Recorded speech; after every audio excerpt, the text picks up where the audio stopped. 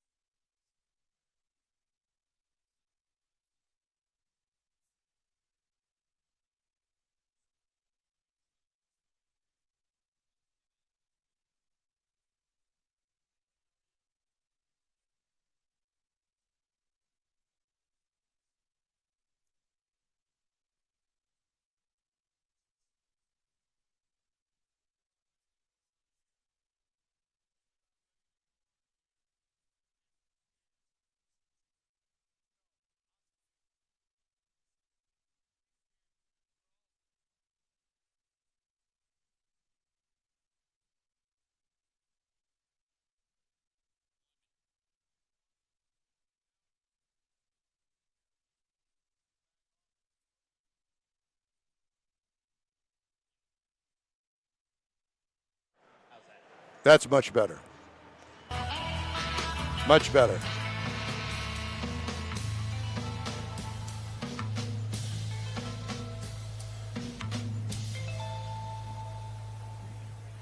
Bucker out. I'm out. Back to the money. Time is money. Let's get it. Children who grow up in poverty are part of a destructive cycle. At Child Fund International, we find this unacceptable. In 25 countries, we are vigorously fighting poverty and improving the lives of children and their families. Learn more at childfund.org. ESPN 90. All right, ID coming in 3 seconds. 3 seconds. ESPN 97.5 KFNC Mont Bellevue, Houston, a GAO media station. Anybody else have anything they want to share today? And welcome to In Wheel Time, Houston's award-winning #1 weekly car talk show here on ESPN 97.5. Today, coming to you live from the 37th Annual Houston Auto Show here at NRG Center. Coming up on today's 2-hour show, we'll talk to some of the show organizers, some of the manufacturers, along with a bunch of surprise drop-ins, too. You'll hear our weekly Ram Tracks and Jeep Trails features. We have 2 Jeep Wrangler reviews that we're going to do today. Yeah, two mints in one. And one is a diesel, and the other is the new turbo 4-cylinder Jeep Wrangler. You want to hear that? Plus, we'll have this week's automotive news. That and more, all just ahead on today's In Wheel Time radio program for Saturday, January 25th, 2020. Today's show is presented by Ram Trucks, back-to-back truck of Texas, and by Jeep. When you're driving a Jeep SUV, you're ready for any road, good, bad, and everything in between. Hurry in for great deals at the start of something new sales event. Howdy, along with Mike out of this world Mars. Raise your hand down there. Hi, Mom. And King Conrad DeLong sitting next to me over here in the white shirt. I'm Don Armstrong, and we are so glad that you could join us today. Thank you for coming, and there are a lot of people here. I was just up in the show office here at the Houston Auto Show, and I'm talking to Wyatt Wainwright, who's the president of the Houston Auto Dealers Association. He says, well, we're thinking maybe about 50,000 people expected here today. Today, and that's just today. Well, there's the only big issue is the cross traffic that's going to happen somewhere around 5, 6, 7 o'clock with the Monster Jam. With the Monster Jam across the way over here. Yeah, but the people with the Monster Jam, they'll get in easier because they'll just drive over the top of everybody in the way. Funny. Yeah. He says that there probably won't be too much of an issue because the people that are here will be here. And, how many people come to the auto show with 2.5 hours left, because this is not one of those 2.5-hour auto shows. Oh, you wouldn't be able to get through a quarter of it in 2.5 hours. Exactly. And not because there's too many people. It's because it's so huge. This so takes much up to the say. entire NRG Center, as well as the parking lot out in front, kind of, and all of the support equipment in the back. This is a major, huge auto show. And if you want to come test drive a car without the pressure of a salesperson, you want to be here. Yeah. Because they're doing the test drives outside, and they're giving you a test drive. They're loading you up inside and taking you outside. Some of them load up inside. Some of them load up outside. Yeah, exactly. But, great opportunity to come out and get a ride with a product specialist who knows the car you're driving in, that can answer the questions for you without trying to get you to, hey, call me at the dealership, press hard, there's 3 copies, wheel and dealer. Exactly. That's not what happens here. Yeah, we were just talking to a gentleman that came up before the show started, and he was asking us about some things.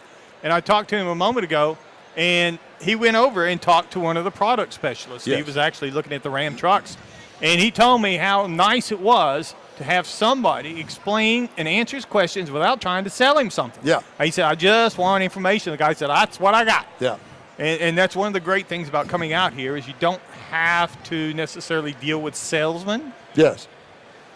Nothing against salesmen, but when you come to an event like this, you want to learn about the car and not learn about the deal. So here's what we thought we'd do. We start off today's show by talking about the press event. Now, there were a couple of events that actually started here at NRG Center and the Houston Auto Show before the show doors opened on Wednesday morning. So on Tuesday evening, there was a fabulous Roaring 20s themed Houston Auto Show preview party. A lot of the dealers were here. It was a dress-up event. You couldn't come dressed in slob cut-off shorts. Well, and for you, Conrad, that would be literally cut-off jeans, and I've seen you in those, and please don't ever expose us to that again. Oh, I thought you liked my Daisy Dukes. No, it's okay. But anyway, so it was a great preview party, lots of food, lots of booze, and everybody had a good time. That lasted from 7 until 10. Then everybody went home. As far as the press was concerned, we needed to come back early the next morning because there was what they call the presser or the press preview. And that was before the doors opened to the Houston Auto Show to the general public.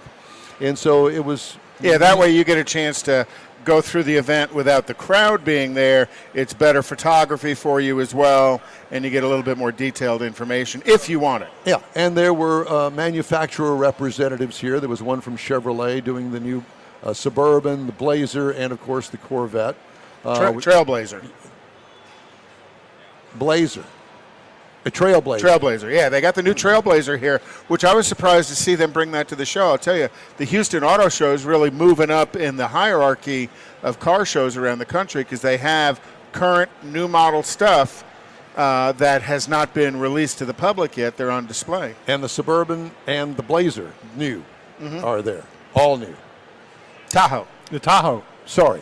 I keep saying Blazer, but I mean to say... Yeah, but the Tahoe looks a lot like the Suburban because they've made it longer. And now it's How do you tell the difference between the two? You get your tape measure out. Price. The price sticker. Suburban's a little bit more expensive than a Tahoe. Just a little bit, I think. So, at any rate, so we started off the press preview day coming over here to the Dodge booth, and one of the manufacturer representatives from Dodge was here, from Auburn Hills, proclaiming all the wonderful things about the Dodge brand Charger Hellcat, which is on display here. And yes, you and I both knew all about that. I think that there were many press members that didn't know about all of that. And I got a chance to drive the Hellcat Red Eye a couple of weeks ago, which I did a review, which you'll find online. But at any rate, it was really nice to hear the factory guy, proclaiming all of the wonderful things that car will do. As a matter of fact, if I'm not mistaken, I believe that Hellcat Red Eye will outrun the Shelby GT350. Wow. Well, the GT350, but the GT500 might be a different story. Well, yeah. But really what they were talking about, and if you go over there and look at it, and you not only just hear what they've got to say about it, but if you look into it, that is truly a modern-day muscle car. You can really go out on Saturday night, get in all the trouble you want, then load up the kids and the wife and go to church Sunday morning to make up for it. Well, as muscle cars go, that should be green, because that's the Hulk of muscle cars when you look at it. There you go. Whether it's in a Challenger or in a Charger, you're talking about over 700 horsepower of available. But in the Charger, you're talking a four-door. And, I mean, the Challenger's big enough, Don and I, we've tried it. You can get into the back seat. Yes. But I much prefer having a door nowadays at this age to be able to climb in and slide in there. And you can put 3 people in the back seat of that Charger. And go fast. And get there quickly. Well, the other interesting thing about the Charger and the Challenger both, that those cars are really, especially the Charger, in the price range. Even though that Red Eye was $80,000, there is nothing that could compare to the performance and the price in the market, ever. Yeah, you got to get up over 100. Yeah, because when you go to the AMG versions of Mercedes, you're 6 digits. Same with the M versions of the BMWs, you're in the 6 digits. And they still don't have the horsepower and the performance of that Dodge. Correct. So we also, as I mentioned, we went over to the Ford booth right after the Dodge event. And, of course, the big news over there is the Mustang Mach-E. So you walk into the door here at the Houston Auto Show, and what is the first thing you see? The Ford Mustang Mach-E. And so many people, and I thought that this was pretty interesting, they were talking about what a change for the Mustang. Well, I think it's really in Mustang name only. Right, they're trying to get that brand recognition. And you know what? I think that it's a smart move because everybody can recognize and correlate and relate to the Mustang name. But I think that Mach-E up there is really an awesome vehicle, and I think that they're going to sell more than they can make of that. And I think they will, and I agree. But the idea that I know that it was a good idea, marketing, to put the Mustang name on it. But it just, from a Mustang muscle car purist, I wish they'd have put something else on it. Well, I mean, there's a lot of things that could have. And I've had that thought, but now that I've had a couple of weeks to sit on it, I think that it's a brilliant move, to be honest with you. Because otherwise, if they'd just named it Mach-E, nobody would have known what it was. No, but they wouldn't have even know where to go to buy something. it. But there's a relationship to Mach and Mustang, Mach-E and Mach 1. Yeah. You know, and the other thing is, when you look at the Mach-E, they have brought some of that familiar styling to that vehicle from the Mustang. Yes, they have the tail lights, which are evolutionary but Mustang-ish. The hips and the fenders and the some of the front end of it. You know, there's a Mustang influence in it as well. And why not? Mustang's an extremely popular car, and I think that they're spot on by doing it. My only question is that what are they going to do when they decide that they're going to electrify the Edge, or is the Edge going to go away? Because in reality, size-wise, I think that it kind of compares relatively easily with the Edge. Yeah, I would say this. I didn't sit in it, but I would say you're right. Edge, maybe a little bit smaller than Explorer, but again, it's a gorgeous looking. It truly is. And when you're talking performance, a pure EV, that's going to have some pretty stellar performance. It will. Because you got all the torque at the hit. Then we went over to the Chevrolet booth after the Ford booth, and we had a presentation on the Tahoe, that brand new Tahoe that's over there, along with a short preview of the 2020 Chevrolet Corvette. Why short? I don't know. I think that they may have felt as if that all of the press has been on the Corvette, and since this is a truck market, show the Tahoe. And let's face it, I mean, the Tahoe and the Suburban both, they're pretty substantial sellers in this market. Well, kind of the one I think kind of snuck in, you know, because we've been talking to Rochelle Salinas. She didn't, or maybe she did, and it just went past me. I didn't realize that the new Trailblazer was going to be here. You know, so that's not that's not out in production yet, that Trailblazer that they're showing. So they actually have 4 vehicles here on the Chevrolet stand that are future production vehicles. Now, future, I'm talking month or so away, but I was surprised to see the Trailblazer here as well. We went over to Mazda. Yes. And they are debuting here at this show the Mazda C30. Or as I like to call it, the C3.0. It's not the Mazda 3. It's the C30, and it is a very small, compact SUV. We'll see how that does. It really does look good. A lot of Mazdas have that. They got a real cute, real nice style to them. Cute, I like that. Well, it is cute. It is cute. Then we were roped over to Karma, and in the Post Oak Motors display. Do you recall that? Do you recall that press preview at Karma?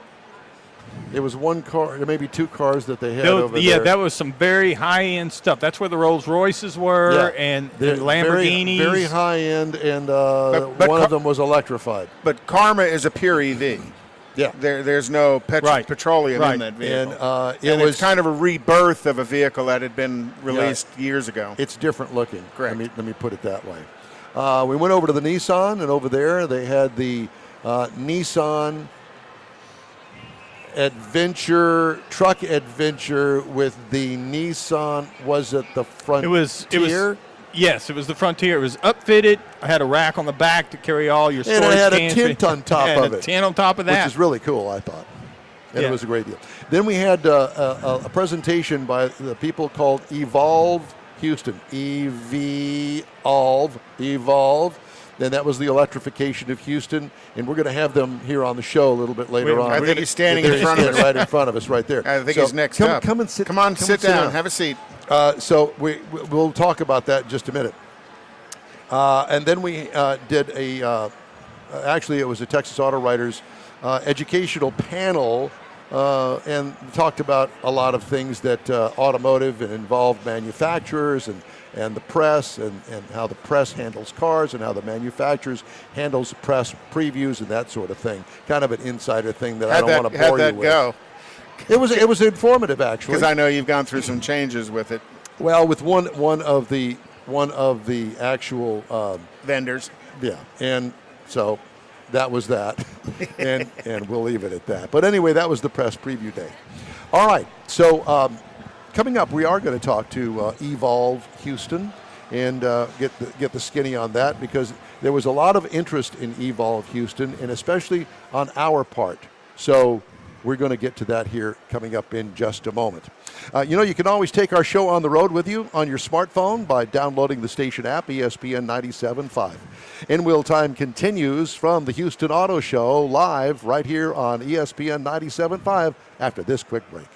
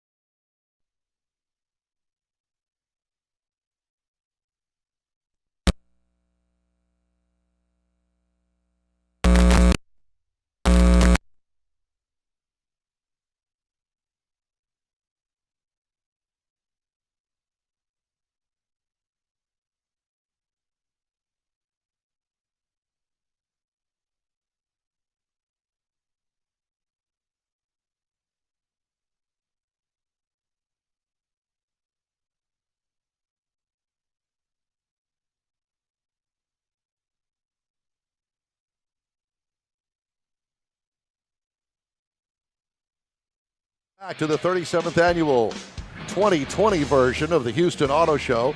We are coming to you live today, the In Wheel Time radio program on ESPN 97.5. And before we get to you, Buzz, we're going to do our quick car review. Okay, is that okay? Absolutely. All right, well, so stay here. We're going to talk EVs and all that good stuff here in just a second. It just so happens that I have kind of turned things around. And it's actually supposed to be Mr. Mars, but I will go ahead and do it since Mr. Mars is not in place to do his car review. And so you're up, Don. Well, I say that I'm up because I have got to find the review. So, but you're doing a Jeep product, aren't you? Yes, I am. Because I had my paperwork in order, and the person that's supposed to be doing the car review is standing over there and not in his place. But I'll go ahead and fill in for him. So the 2020 Jeep Wrangler, so that comes in available trim levels called Sport or Sport S. They also has Black and Tan. That's a trim level. Sahara. And Rubicon. I had the Rubicon Unlimited 4x4. It's a small SUV, and it is the antithesis. It is the actual definition of a true SUV, because in the world over, I think it was the first real SUV. Two-door or four-door? This was the Unlimited 4-door. Okay. Yes. 5 passengers, all new in 2018.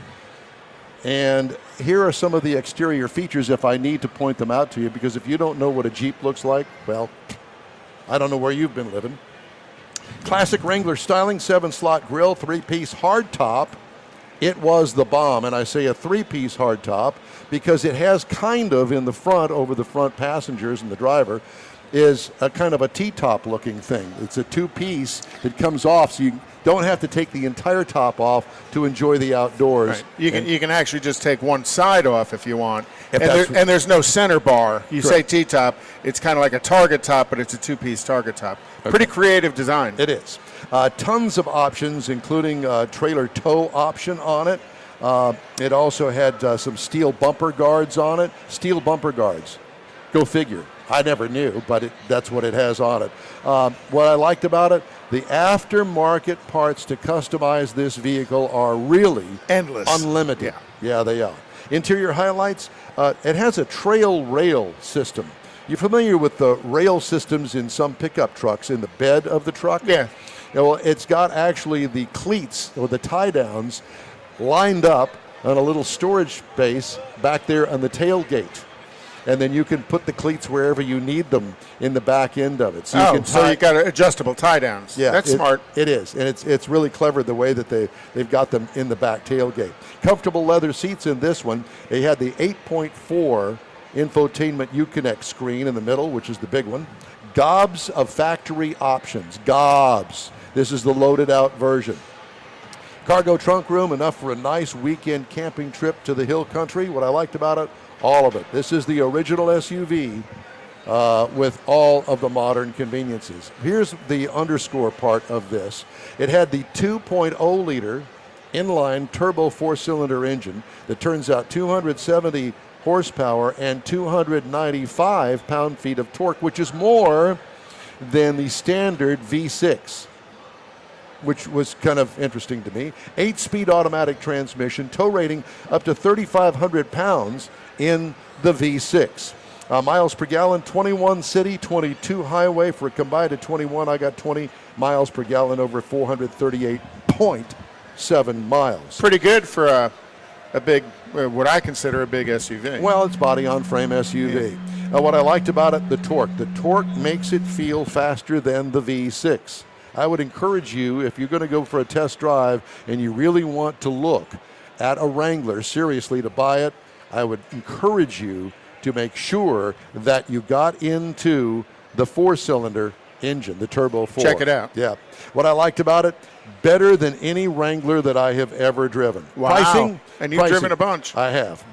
Base price trim, $41,795. Price as tested, $55,785. Not cheap, but look at all what you get. Right. There's no other four-wheel drive vehicle on the planet that is available to most of the public driving out of the showroom that is like this. You can take this one to the Rubicon. You can. Trail.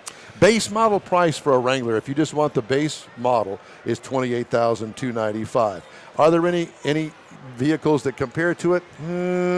Okay, so I had to dig deep. Toyota 4Runner, it's an SUV, but it's $36,020. None of them have the same capability as the Wrangler. Also, is the Hummer returning? We hear rumors that it is. It's going to be an all-electric, from what I understand. Is it going to look and do what the old Hummer or the Jeep Wrangler is currently doing? I don't know. We'll have to wait and see. And then there's the Ford Bronco. That's coming as well, but I got a feeling that it's going to we're close. It might be more of a CUV. Now, for the listeners to understand the difference between SUV and CUV, SUV is body on frame. CUV is unibody, generally a platform that has evolved from a car into a CUV. You are correct, sir. Next hour, we'll review the Wrangler Diesel. When we get Mr. Morris to sit down over there, that's coming up in the next hour. When you're online, you can see this broadcast on Facebook.com/InWheelTime and also on YouTube. And we'd like to thank you for joining us today live from the Houston Auto Show on the In Wheel Time radio program on ESPN 97.5. Back after this quick break. Ram truck.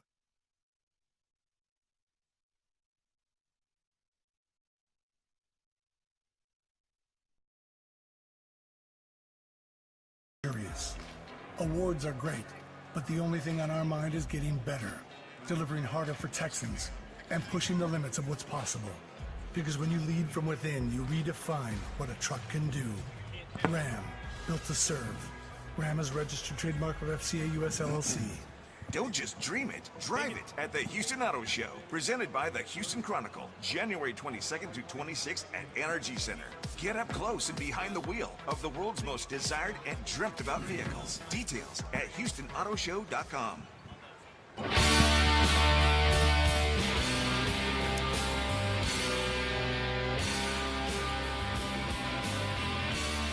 I don't know what that is, but I want to stand up. Stand up with a lighter in your hand. Yeah, Say, exactly. Encore, encore. Thanks for joining us for today's In Wheel Time radio program here on ESPN 97.5. In our remote studio at the Houston Auto Show right now is Mr. Buzz Smith, better known as the Evangelist. We're about to get religion on electric vehicles. Exactly. Hey, it's great to meet you. Thanks for stopping by. Thank you. Were you at the press preview on Wednesday morning? No, I was actually up in the Dallas-Fort Worth area where I live. My first day here was the second day of the show. Okay. Well, welcome to the show and welcome to Houston, Texas. Well, I was born here. Were I you? actually started the first 10 years of my career as an oil and gas, so the fact that I'm out there pushing electric vehicles these days is really different. Really? Yeah. He's an oil and gas man pushing EV. Well, why not? Because you got a partner in the oil and gas business, in the EV business here in town by the name of Shell. Yeah. In fact, one of their level 2 or DC fast chargers is over in the Evolve Houston booth. It's not and plugged it looks in, like, is it? No. They'd have to do some heavy-duty wiring for that. That's a lot of current. Yeah. But Evolve Houston invited me to come down. I've been writing this blog, the Evangelist, for about 8 years now. And I got my first EV. I became a car salesperson by accident. Somebody rear-ended my car. I was driving a Lexus ES300. My wife and I had 4 of those in a row. That's when you were working for the oil company. No, that's actually after the oil company. I went okay. into the software industry. I was here in the 85 collapse of oil. So Way to go. That took me out of the oil business. Yeah. But somebody rear-ended me. Gas was $4.50 a gallon. No money budgeted for a new car. My wife was actually the smart one. She goes, well, what about these plug-in cars? Maybe we'll save so much on fuel that it makes sense and we can afford it. And I went and got one, and holy cow, 60 days later, she got one. A year and a half later, we got one for our daughter. The performance of these things is unbelievable. Everybody thinks that an electric vehicle is going to be like having to eat your vegetables. And Either it's that or actually have a hoot. golf cart. Yeah, and it's a not hoot that. to drive. Yeah. In fact, my wife beat a Ferrari off the line the other day. No lie. He was going to try to cut her off, and he didn't win. But Evolve Houston is a partnership between the city of Houston, CenterPoint Energy, NRG, which is, Reliant Energy, Green Mountain Energy. And the building we're in. Yeah, exactly. And Shell and, like I said, the mayor of Houston. And their goal is 30 by 30.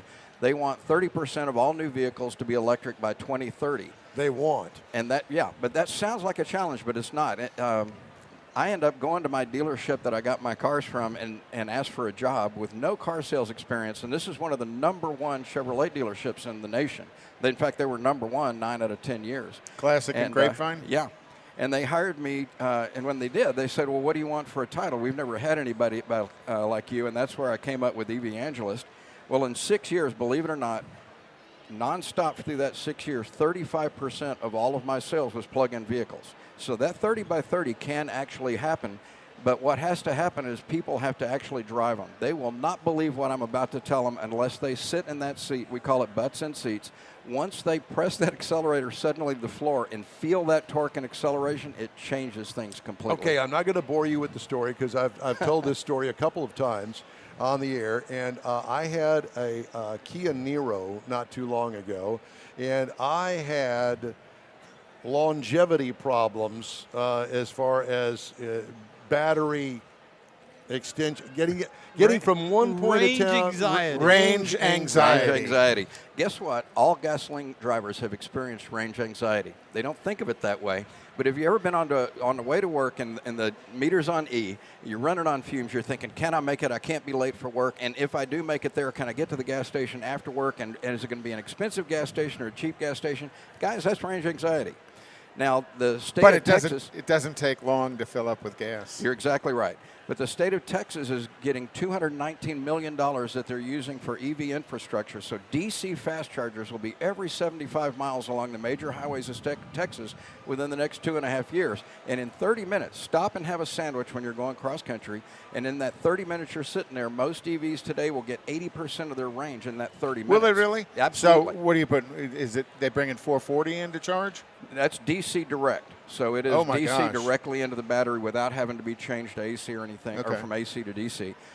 It is shoving electricity in the car. In fact, people have asked me, can I put a charger like that in my house? And absolutely not. It uses more amperage than most houses do. So how do they deliver that remotely on a 75-mile patch as you go from here to San Antonio? You'd have to have 3 of those to patch 75 miles all the way to San Antonio. Actually, the new EVs are over 200 miles of range. Correct. We've got correct. some over there. They're 259, so you can make it to. But if let's say you put the device in Schulenburg, which is kind of the halfway place between here, is it a standalone device or is it plugged into the power grid? Oh, it's plugged into the power grid. In fact, I'm also a board member with the Texas Electric Transportation Resources Alliance, and we overlaid the road maps of Texas with the grid map of Texas, and we showed the state where the least expensive places were to put this in.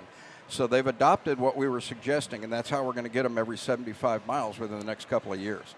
The thing that has to happen, though, is people need to realize this is not like eating your vegetables. These things have amazing acceleration, but the tipping point for the state of Texas is going to be pickup trucks. And within the next few years, we're going to see Tesla, Rivian, Neuron, Workhorse, Atlas, General Motors with the Hummer, and Ford. I don't know if you've seen the F-150 video that's out on the web, but it pulls 1 million pounds of railroad cars. Yeah, so it pull on a train. Unbelievable. And then they load 28 Ford F-150s on the railroad cars and pull it again. So this is about performance, guys. This is not about, it is good for the environment, but it's not about saving the environment. It's about a car that is a hoot to drive.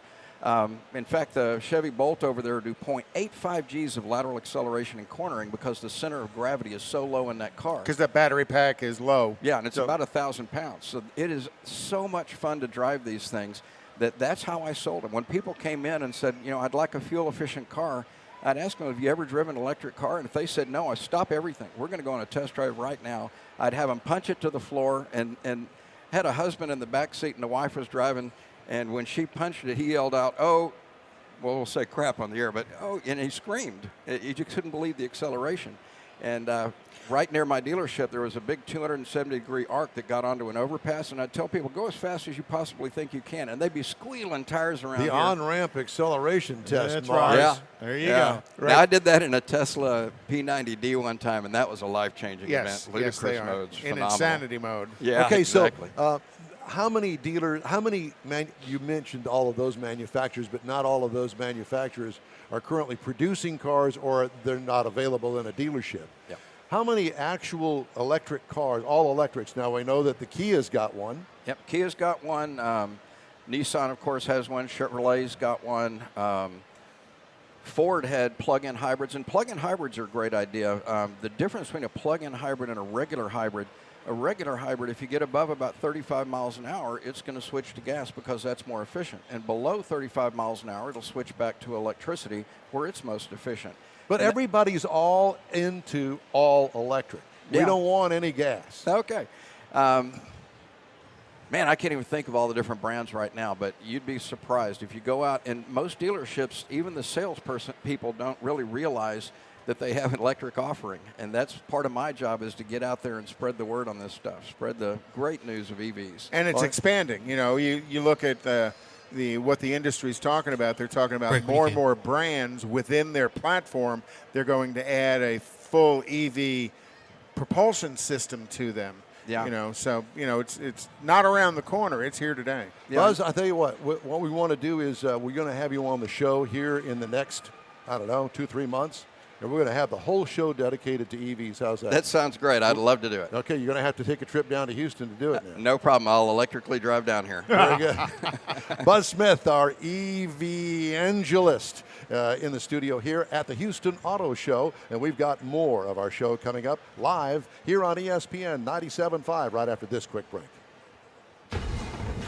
Clear. Okay. Roads are bad. Well, clearly they're not driving a Jeep SUV because the road doesn't make itself slippery, and it's certainly not trying to make you late. The road is just a road, but a Jeep SUV isn't just an SUV. It's an adventure-seeking, trail-rated off-road/on-road icon. So depending on what you're driving, bad roads can be oh so good. Hurry in to the Jeep Start Something New sales event. Jeep is a registered trademark. Hi, this is Don Armstrong, inviting you to listen to the most entertaining car show in Houston called In Wheel Time.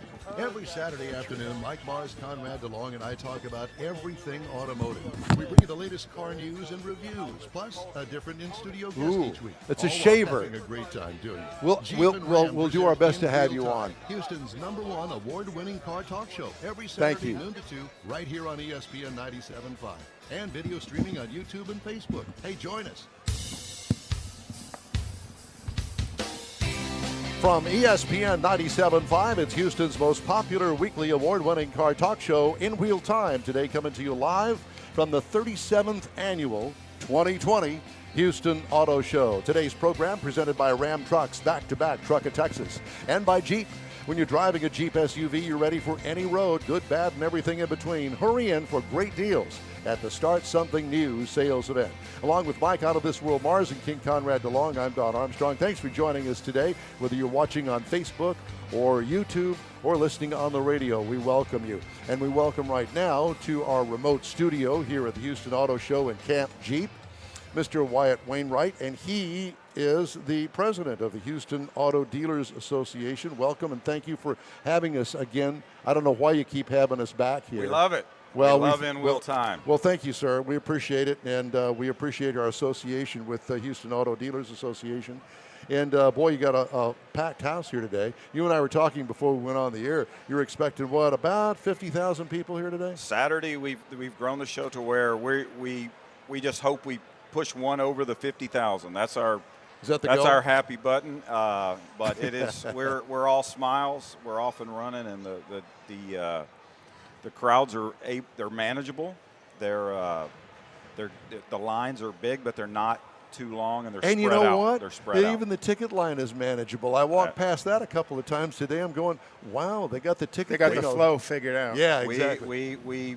It took a while, and there were some years where it's really hard to get 50,000 people in this building on a Saturday, but we've got it where the whole lobby, there's entrances, places to buy tickets, even places to buy tickets out front. So we think we've solved the all-at-once crush problem, and anyways, we're all smiles. And once they get in here, there's a ton of things to do. And you know what? One of the things that mentioned that is because I see a lot of kids here, parents with their children of all ages. Some of them are pushing baby strollers. Others, Mom, get your hands off of me. Don't hold my hand. I'm a big kid now. So there's as that mom laughs as she listens to us walking by. Yeah, and but it's a huge family event, and there are a bunch of people. And right now, of course, we're right across the street here, if you will, from Camp Jeep, and the line is long. But you know what's really amazing to me is that they move that line very quickly. They do. They've got this thing down to the point where there's one Jeep after another.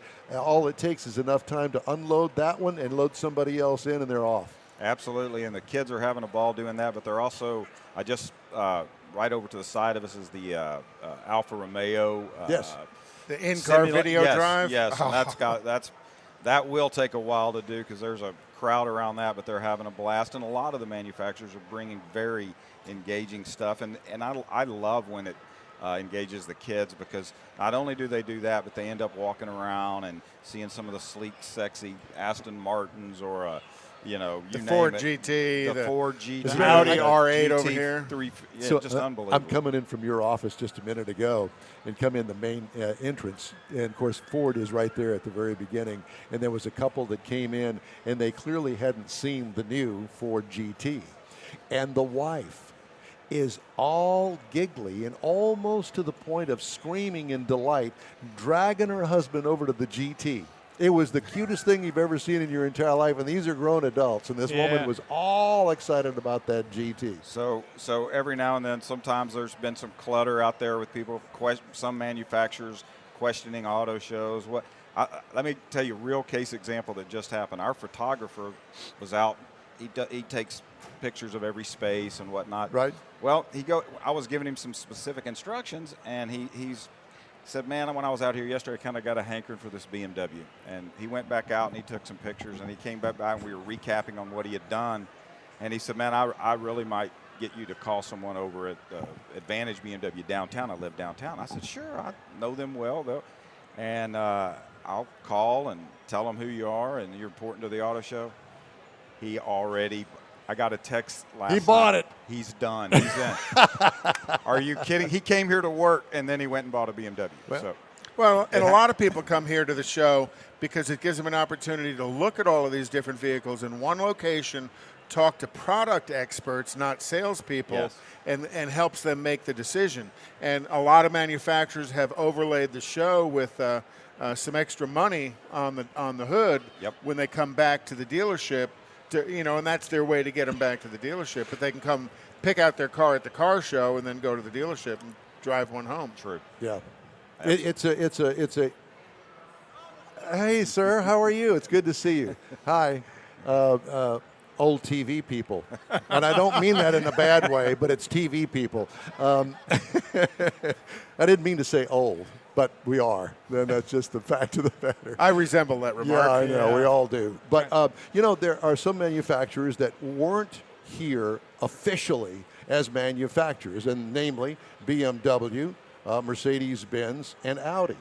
Disappointing. This is not the only show that they are not in official capacity displaying, but thank goodness that those three manufacturers' actual dealerships here in town stepped up and brought vehicles here. They did. Audi didn't. They're not here for the first time. But you will see some Audis here. Yes. And but yes, we have a really vibrant, great dealer community here, and so we had some partners step up.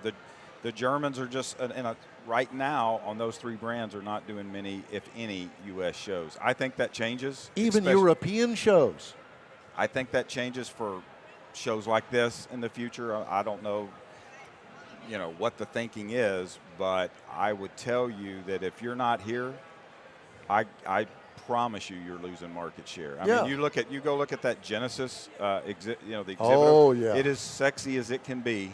And if I was here and I was saying, well, I'm typically a this guy, but I walked in there, I would really take a look at that brand just because of how pretty their display is and how good the cars are. And their cars. They're coming. And then I stepped in there. I said, well, do y'all do an SUV? And they said, well, it's the GV80's coming out and rumored to either come out, be debuted in Chicago or New York. But, I don't know. But that's why you come to a place like this, so that you can see those kind of things that you may not even drive into that dealership because you have no idea what's there.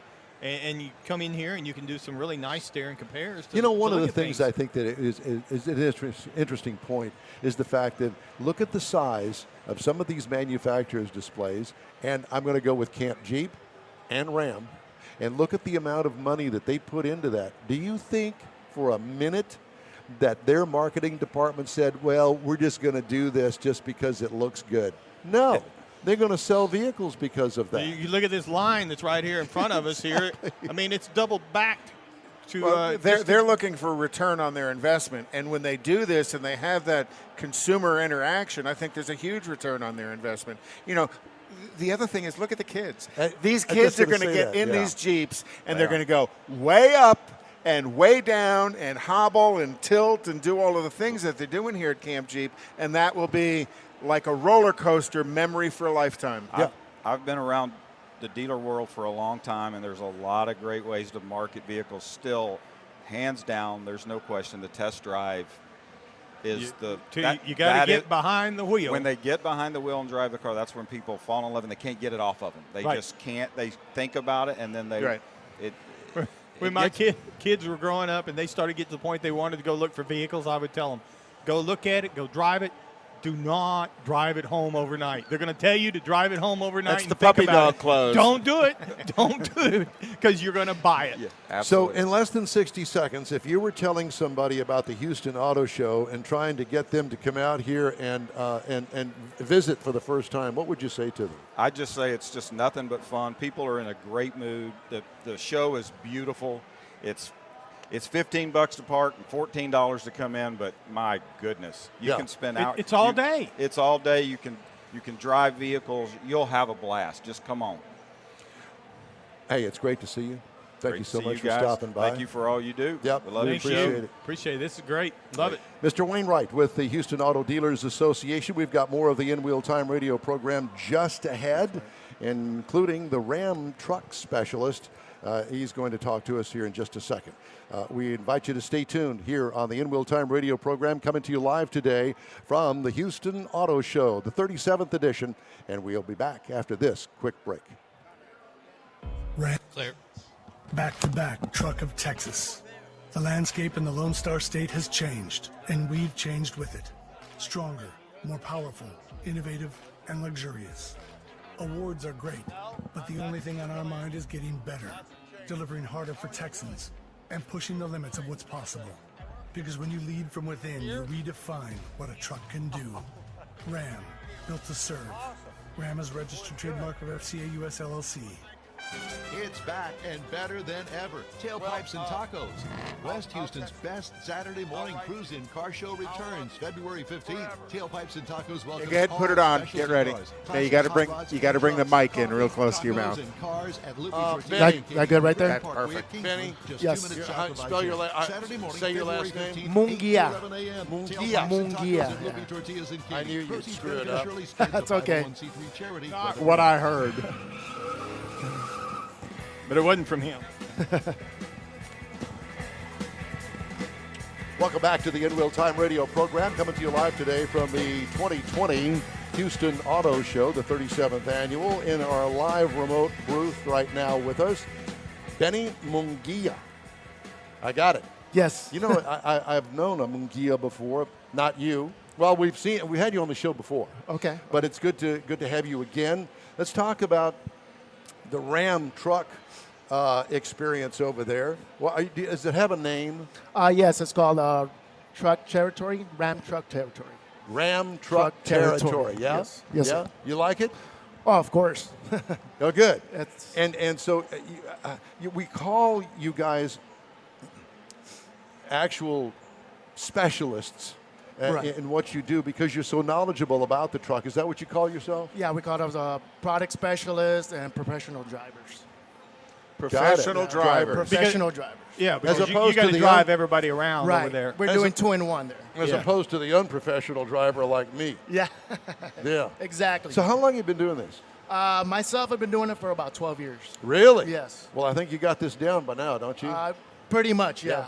So what a wonderful display. It's right next to Camp Jeep. Mm-hmm. And it is, what all do you show people over there? But there's various things. The capabilities of the Ram truck. Right.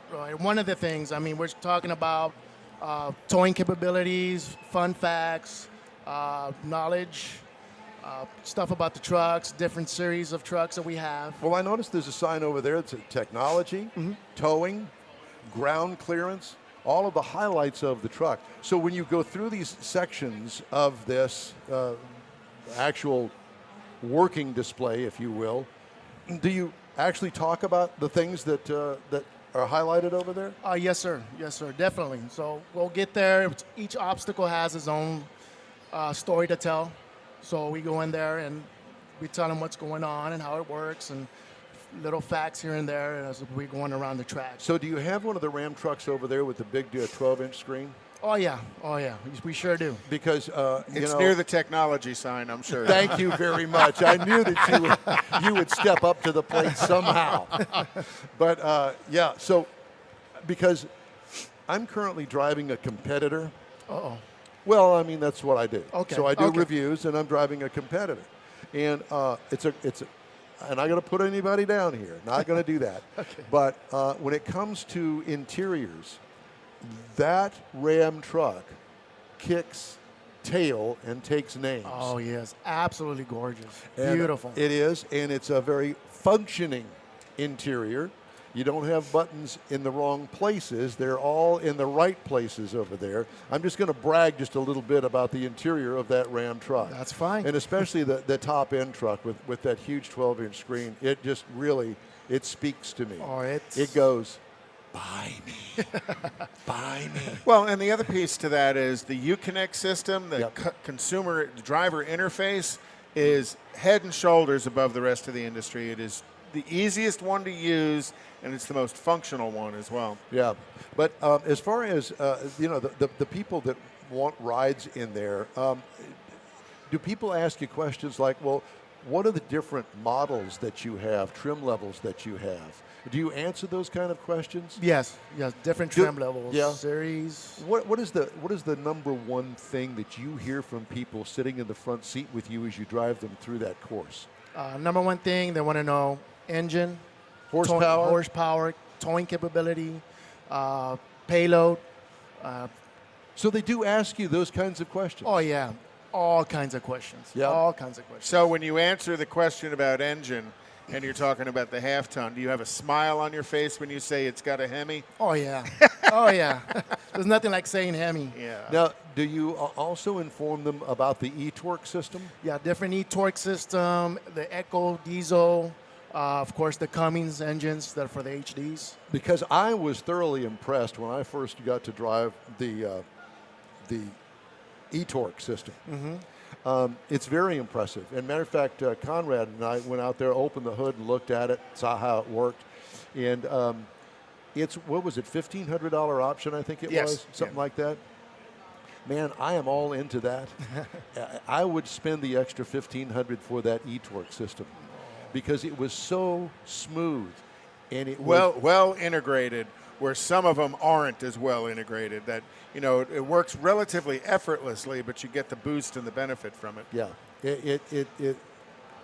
it's the coolest innovation I think that I've seen stuck onto a V8 engine since the supercharger and the turbocharger. I mean, just saying. Well, and that's what it's a power adder, and that's the purpose of it.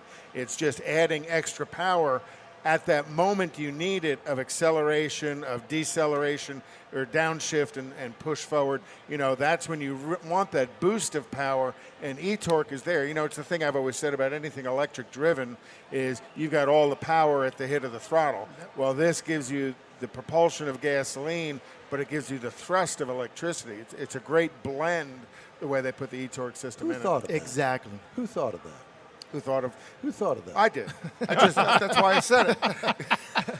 All the I was credit- wondering, I'm like, wow, this guy. This guy's good. He's Yeah. good. All the credit Should goes come work to with you. us. Yeah, right after this. Yeah, you can have him for the rest But of the you afternoon. also have some diesels over there pulling a little bit of weight, don't you? Yes, we do. We got Cummins diesels out there. And how much weight are they allowed to pull? A little over 35,000 pounds for the dually. 35,000 Yeah, pounds 35,000 indoors on a test track. Sir.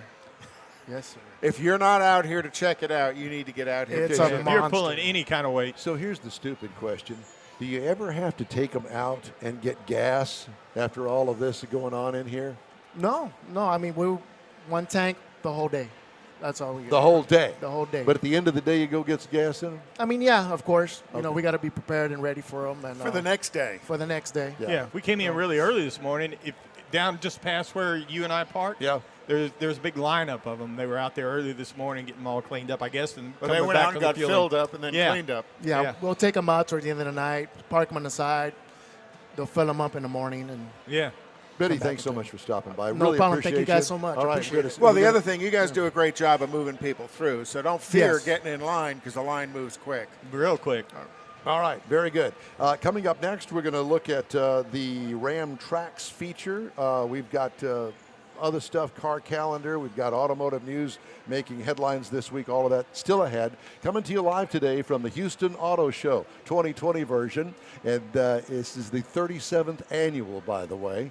So we invite you to come on out. Continues all the way till 9:30 tonight, and then again tomorrow from 10 to 7. We've got more of the In Real Time radio program coming your way here on ESPN 97.5 right after this quick break. Thank you.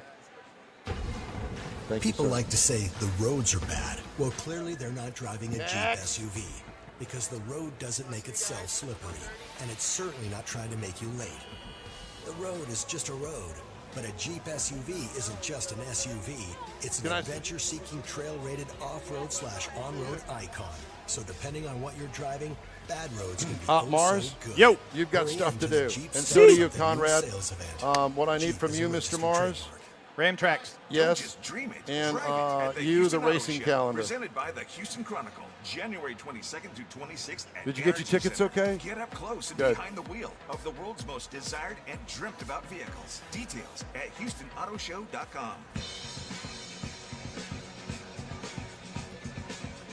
Wait for it. Think this is the. That's it. That's what I was waiting for. You know this song?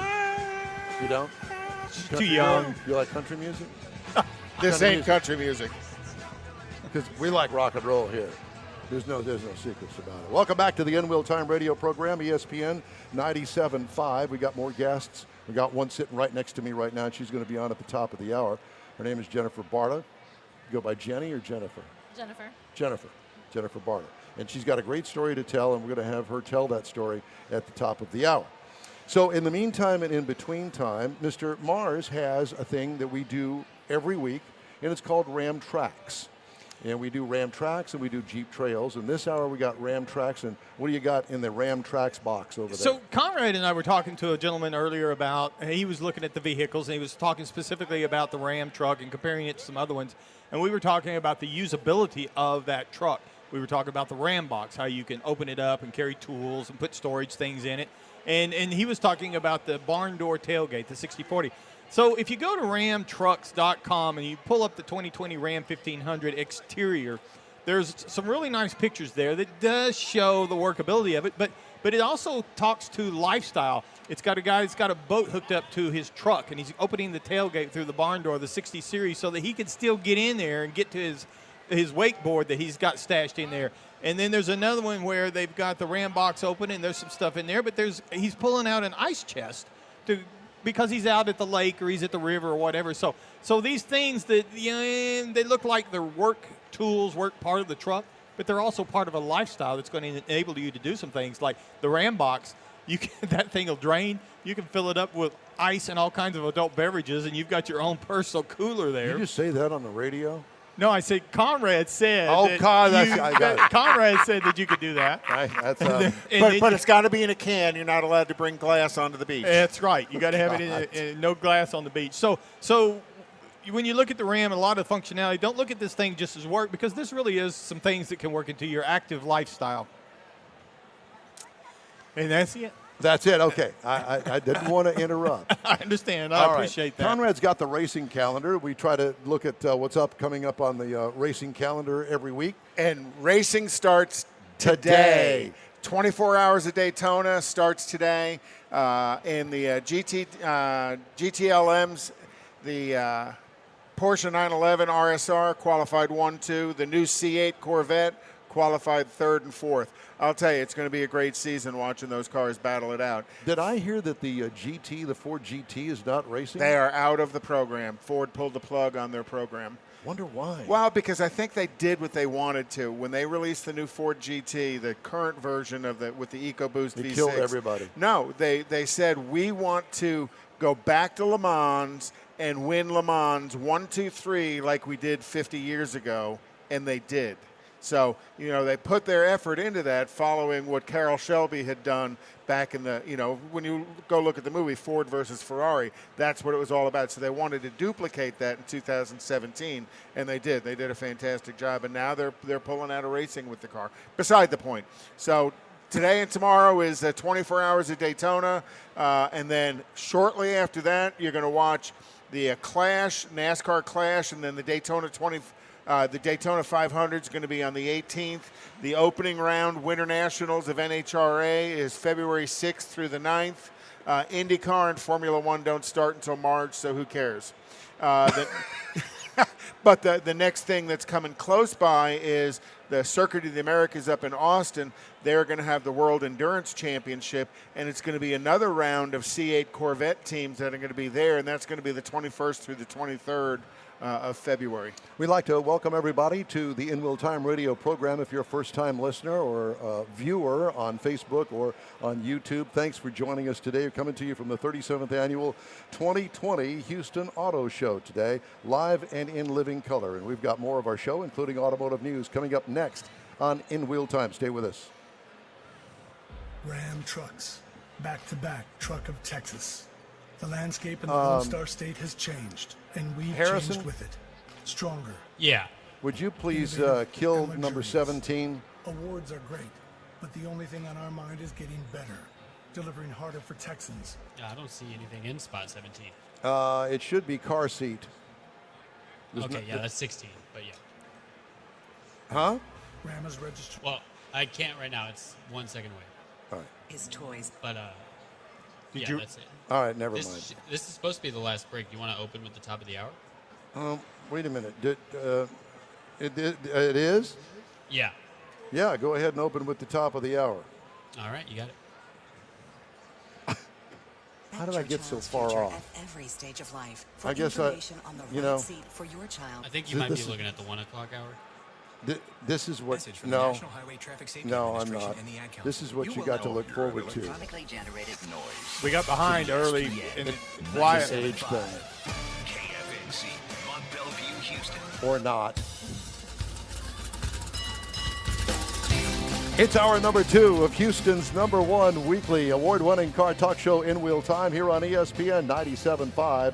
Today coming to you from the 37th Annual Houston Auto Show here at NRG Center. We got more guests to talk to from this annual auto extravaganza. I actually wrote that. Did you like it? Extravaganza? I was trying to impress. We'll also have a review of the Jeep Wrangler Diesel, and we'll talk about our Ram Trax feature. And you'll hear the stories making automotive news headlines this week, just ahead on the In Real Time radio program. Today's show is presented by Jeep. When you're driving a Jeep SUV, you're ready for any road, good, bad, and everything in between. Hurry in for great deals at the start of something new sales event.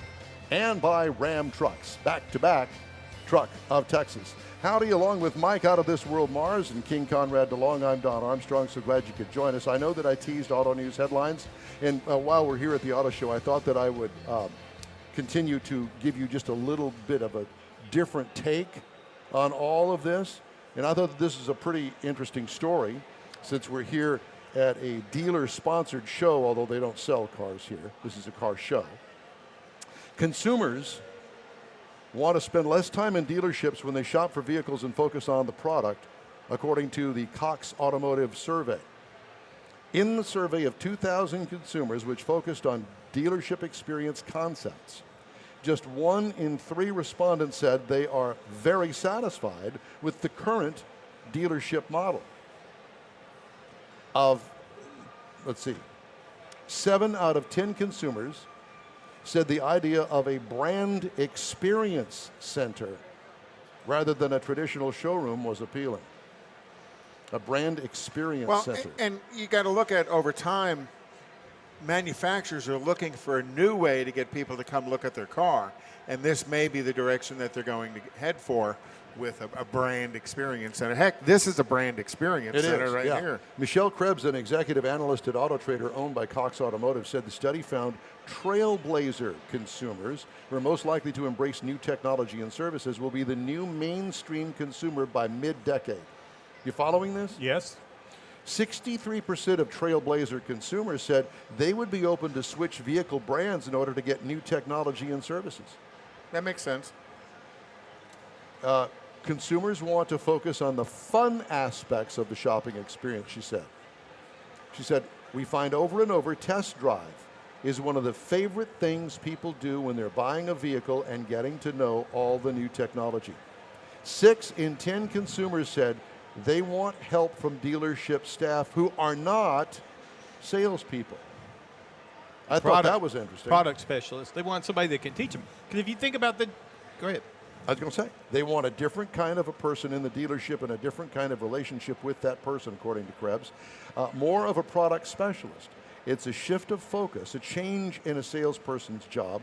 They are not complicated ideas, she says. Yes, they require effort, a reallocation of resources, and maybe different kinds of training. It's much more service-oriented. Study also showed 86% of consumers want to complete at least one step of the purchase process online, with 60% of consumers saying they would use the time saved on getting to know the vehicle more. Well, that's what I was going to say. If you think about the generation of buyer that's coming up, the younger buyers that are more focused on that technology, where we were all about the driving, they're not so much. So the vehicle becomes just a method of getting the technology that they want. And it's an evolution. Yes. It just kind of has evolved into this, and it's understandable. Well, and the other thing is you got to look at as the technology advances in the vehicles, you got to have somebody able to train the buyer how to utilize all of that technology that's available. And it's way out of my league. There's more stuff going on in the car than I can keep up with. And have you seen the owner manual? Oh my God, it's that thick. And that's part of why they want a product specialist as opposed to a salesperson, because all the salesperson wants to do is get your money and send you on down the road. The product specialist is somebody who wants to teach you how to use your car and teach you all of the things the car can do and get you passionate about the brand you're looking at. Okay, let's shift gears, so to speak. We are a car show, you know. Yeah. So in the in-wheel time remote broadcast facility here at the Camp Jeep display, well, right across from it anyway, is a young lady by the name of Jennifer Barta, and she owns a company called Modded AF. Hi. Hi, how are you? Good, how are you? Good. So it's good to meet you. It's really funny because I came over and I was just walking over through the manufacturer, this thing over here that's across the way from us. The Aftermarket Expo. Thank Don. you very much. I was at a loss for words. Aftermarket Expo, and I thought, wait a minute, there's Modded AF. She's going to be a guest on the show today. Does she know it? I don't know. Did you know it? No, I did not. No. So at any rate, our good friend Rochelle Salinas with the Houston Auto Show sends us this email promoting you. I'm thinking, oh, this would be a good guest because here's a young lady that has actually started her own business called Modded AF. I did get that right? Yes, you did. I did, good. So Modded AF, modified and fast. Modified and fast. Yep. Did you come up with that yourself? No, we went over a few names. That one just stuck out, Caught your especially with attention. this generation. It would just seem more fitting. Well, it's perfect. We love it a lot. It's kind of like in-wheel time. What's that? Oh, it's a car radio show. Oh, okay, fine. So, Jennifer, what kind of experience do you have in modifying vehicles? Well, I mean, I kind of grew up just working on cars, not really modifying, just doing minor things. And then as I got older, I started wanting to modify, but I didn't want to pay anyone else to do that. Yeah. So I just kind of went with the flow, kind of figuring it out myself. And then, So you're a car nut too? Yeah, so to speak, yes. Yeah, that's good. So what kind of things did you start off doing on the car? Changing wheels? Yeah, changing wheels, plasti dip, a little bit of wrap here and there, installing lights, interior, exterior. Where did you pick up this passion? Did it come from dad or friends or hanging out? No, it was more just not wanting to be ordinary, just wanting to kind of stand out more. Boy, do I know that. Yeah, I got that. Well, you don't want to see your car coming at you, so you want to do something unique to your car that makes you stand above the rest. Yes.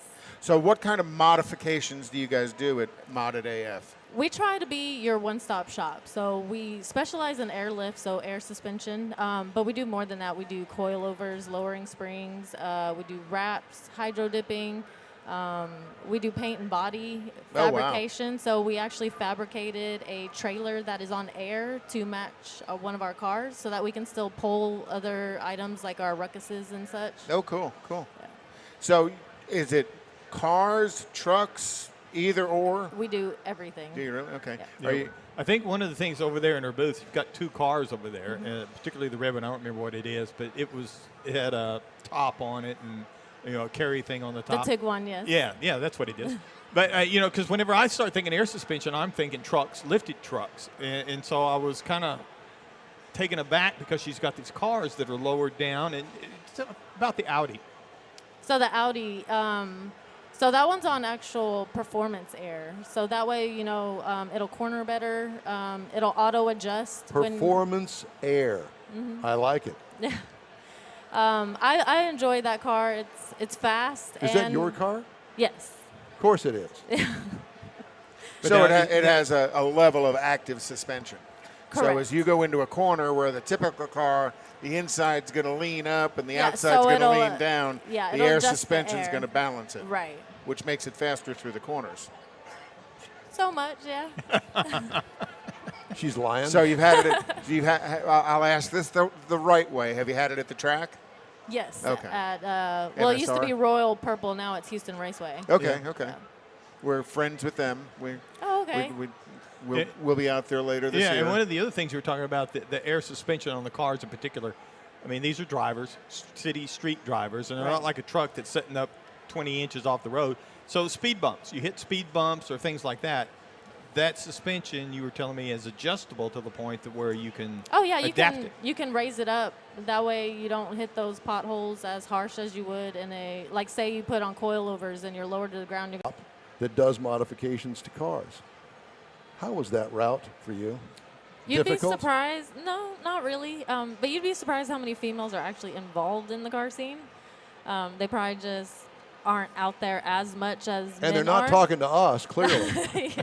Well, but that could be for a lot of reasons. Yeah, here's the main one right here. You know, so I worked for this company for a long time, and I was salary, so I was just always there. I lived there. I was there before, we opened, there after we closed. And I've always wanted to own my own business, but never had that drive to actually just go out there and do it. And then, just talking about it, and I was approached, and it was like, you know what? There's this shop over here. Maybe we should check it out. And so I took some time off work, and within a day, I had a shop. Within a week, we had lifts and equipment, and it was just all at once. It just came rushing in. Before we even opened, we had 3 customers. Wow. So, yeah. Well, it shows that there's a need for it then, too. Oh, definitely, definitely. And quality work is hard to find, so when you can find a Exactly. place that'll do quality work, word of mouth gets you more business. How many people do you have over there working There- for you? So there are 4 of us that are there all the time, and then we do have contractors. Like we have a paint and body guy. We have someone that does wraps. We have fabricators, so we have welders and stuff. But they're not there all the time. They're there as needed. As needed. Yeah. So do you also do vehicle maintenance there? We'll do like your brakes and rotors, downpipes, stuff like that, but not like oil changes or anything. So, but is that part of maintenance or is it like part of an upgrade? More like upgrades. Yeah. Okay. So you're just not advertising a Meineke brake job right there. No. So, what kind of cars do you typically? What is the most? I don't know even how to word it. Who is your client? So our most common customers that come in have Audis. I don't know why. They just all have Audis or Volkswagen. Maybe because you own one? Right. Well, maybe. Are you a member of an Audi club? Yes, Audi Club of Houston. Yep. We've had them on, we've talked to them on our car club section. Yeah. Okay, yeah. Patel? Yes. Pesh Patel? Yes. Yep. But yeah, we mostly do Audis, but I mean, we do any vehicle. We've done load leveling kits on trucks. We've had, Toyotas come in to us. We try not to specialize in one brand or another. Exactly. But when you're a member of the Audi Club and you've shown success in doing your Audi work, word of mouth again brings you more Audis. Funny enough, we're more popular in the HTX Volkswagen than we are in the Audi Club of Houston. Oh, wow. So, yeah. Well, that's a family of vehicles anyhow. yeah. There's a common Right. theme to both of them. So, well, cool. Yeah, very cool. So, you got a website? Yes, moddedaf.net. Imagine that. .net. Moddedaf.net. NET. And your phone number? We have business cards with our phone number. Our shop number is 832-304-9696. That's easy to remember. Jennifer, it's great to meet you. You as well. Thank you very much for stopping by. Thank you. And when I get a Audi, I'll drop by and see what you can do. You don't have to get an Audi to come over. You can bring the vet, Don. Can They'll work deal on with the his vet. Corvette? Yeah, we can definitely do a vet. There you go. Well, put that supercharger on it you've been wanting. well, let's see. It needs some HVAC work. Do you do that? No. No, but we can outsource to you. Yeah. Yeah. Okay. Well, we'll talk. Okay, definitely. Jennifer, great to meet you. Thank You you as so well. much. Really Thank you. appreciate you. Jennifer Barta with Modded AF. Coming up here on the In Wheel Time radio program, we're going to review the Jeep Wrangler Diesel. That's coming up next in the In Wheel Time New Car Showroom. Be sure and stay in touch with us all week long by following us on Facebook, Twitter, and Instagram, and through InWheelTime.com. Thanks for joining us today, live from the Houston Auto Show here on ESPN 97.5. Ram trucks, back-to-back truck of Texas. The landscape in the Lone Star State has changed, and we've changed with it. Stronger, more powerful, innovative, and luxurious. Awards are great, But the only thing on our mind is getting better, delivering harder for Texans, and pushing the limits of what's possible. Because when you lead from within, you redefine what a truck can do. Ram, built to serve. Jennifer. Ram is registered trademark of FCA US Jennifer, LLC. is this your cell phone? If you love them enough to listen Shop to them phone. practice the same song on two Is that your cell phone number? Is that your cell phone number? over and over and Yeah, over that's your cell. and Okay. over and Thank over, you. then surely you'll check NHTSA.gov/the-right seat to make sure they're correctly buckled in the back seat. Sounds good, honey. Check today at NHTSA.gov/the-right seat. Brought to you by National Highway Traffic Safety Administration and the Ad Council.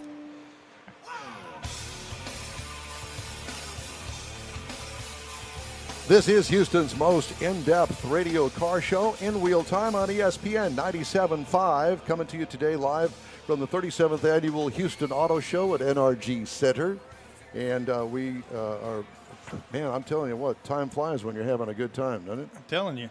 All right, Mr. Mars, it's time for the new car showroom. And you got a chance to drive the Jeep Wrangler with the diesel in it. How'd that work out? I want to tell you, I was really impressed with this, and I want to tell you, we had the opportunity. You talked a lot about the vehicle earlier. It is a midsize SUV. We were in the four-door Jeep. We were actually in a Sahara trim level, and so it comes with the standard Dana 44 axles, the transfer case. But the Jeep itself, as you mentioned, has evolved over the years, and it's gotten a little longer, a little wider, with a 7-slot grille always being there, so that you can always tell that it's Jeep. Got the removable doors, the folding windshield, the soft top options on it, aluminum door panels and skid plates, all these things that make a Jeep what a Jeep is. And we also had the headlights, the LED headlights, fog lights, and the power soft top on the vehicle that we were in. And so you get into the inside because it is a Sahara, and we were talking about leather trimmed seats. We had the 8.4-inch Uconnect screen, and it was all. That's where you're going to find all your convenience controls for the air conditioning, the heater, your backup camera, your Wi-Fi hotspot for the media hub. And we also had an Alpine premium audio system with some really cool speakers that were mounted to the roll bar system that was inside. Now, what we really wanted to talk about on this is the 3.0-liter EcoDiesel V6. Now, this thing has 260 horsepower, 442 pound-feet of torque. And the really cool thing, this is kind of it is the EcoDiesel, but it's a Generation 3. They've kind of gone through it.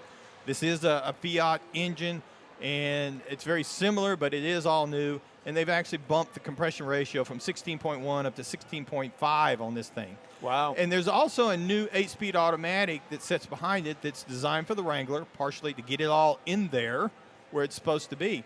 Now, when you go to drive this thing, we were in Utah. We were at an off-road facility that literally that's all it is for off-roads.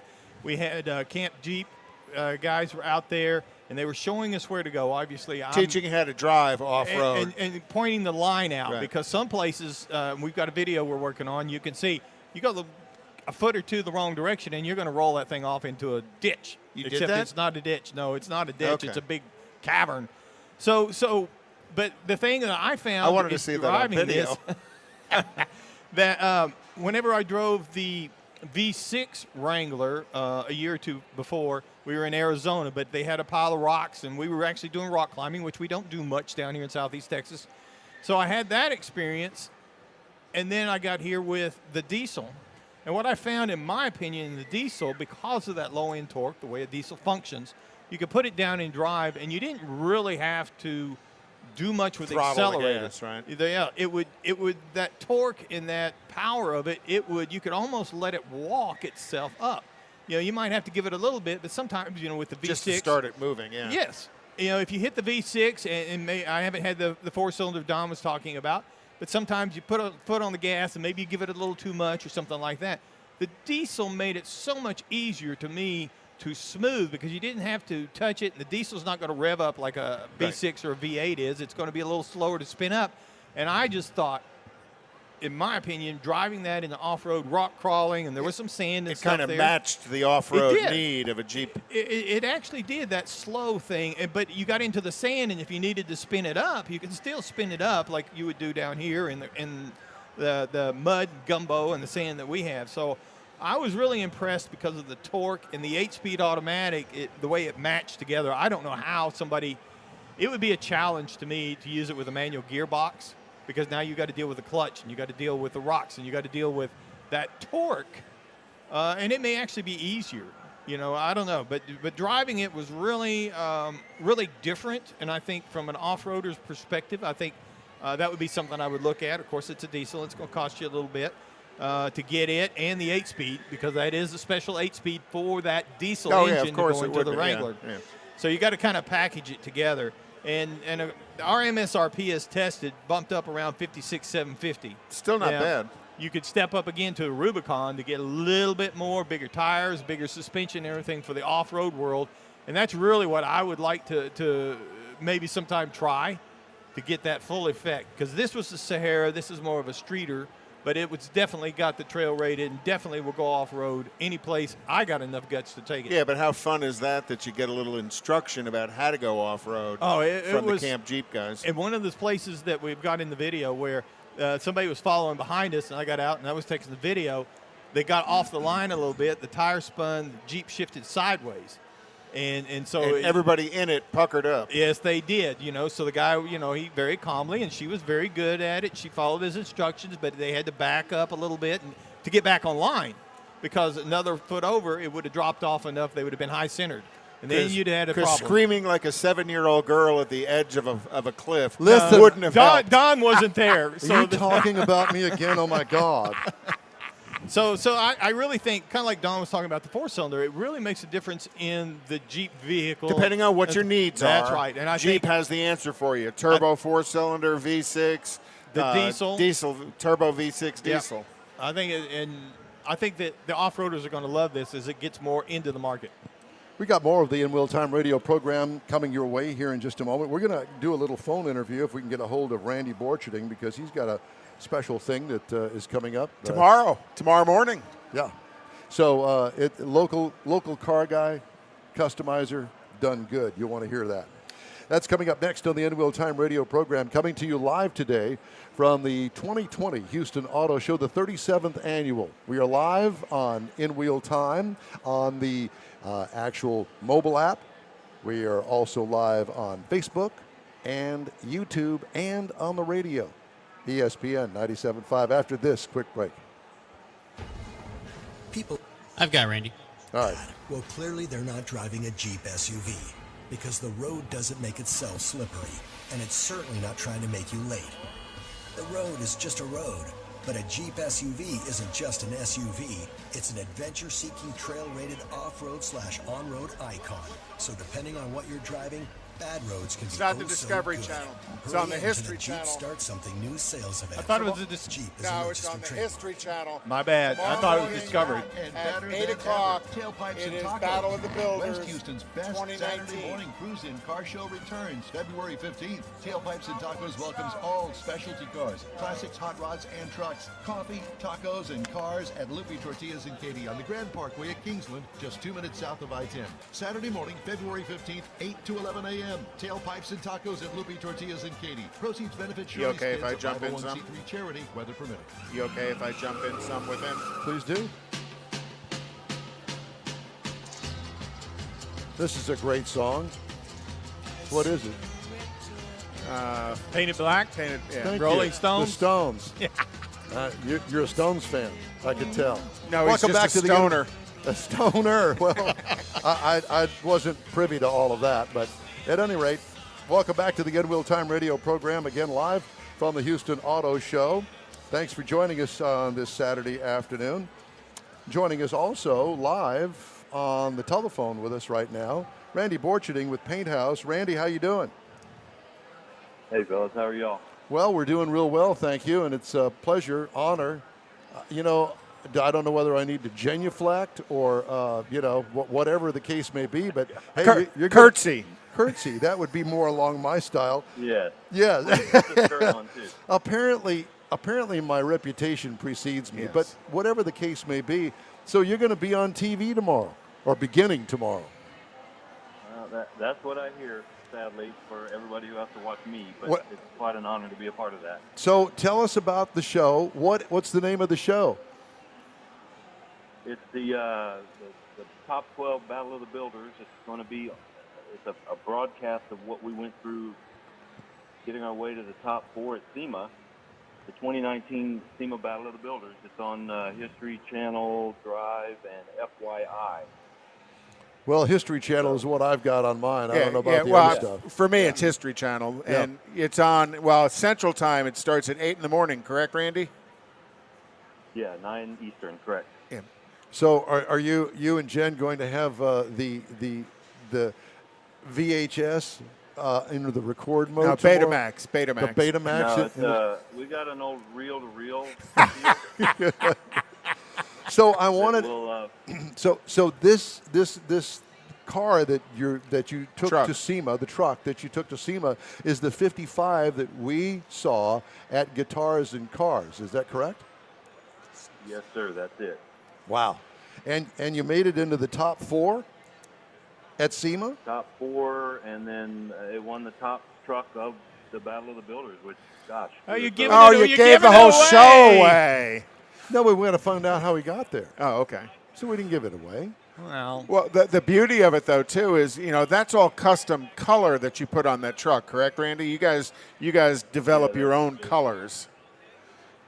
There are 2 of our custom mixes, yes, sir, that are on the truck. The nice thing about them is they're repairable, repeatable, and they look good.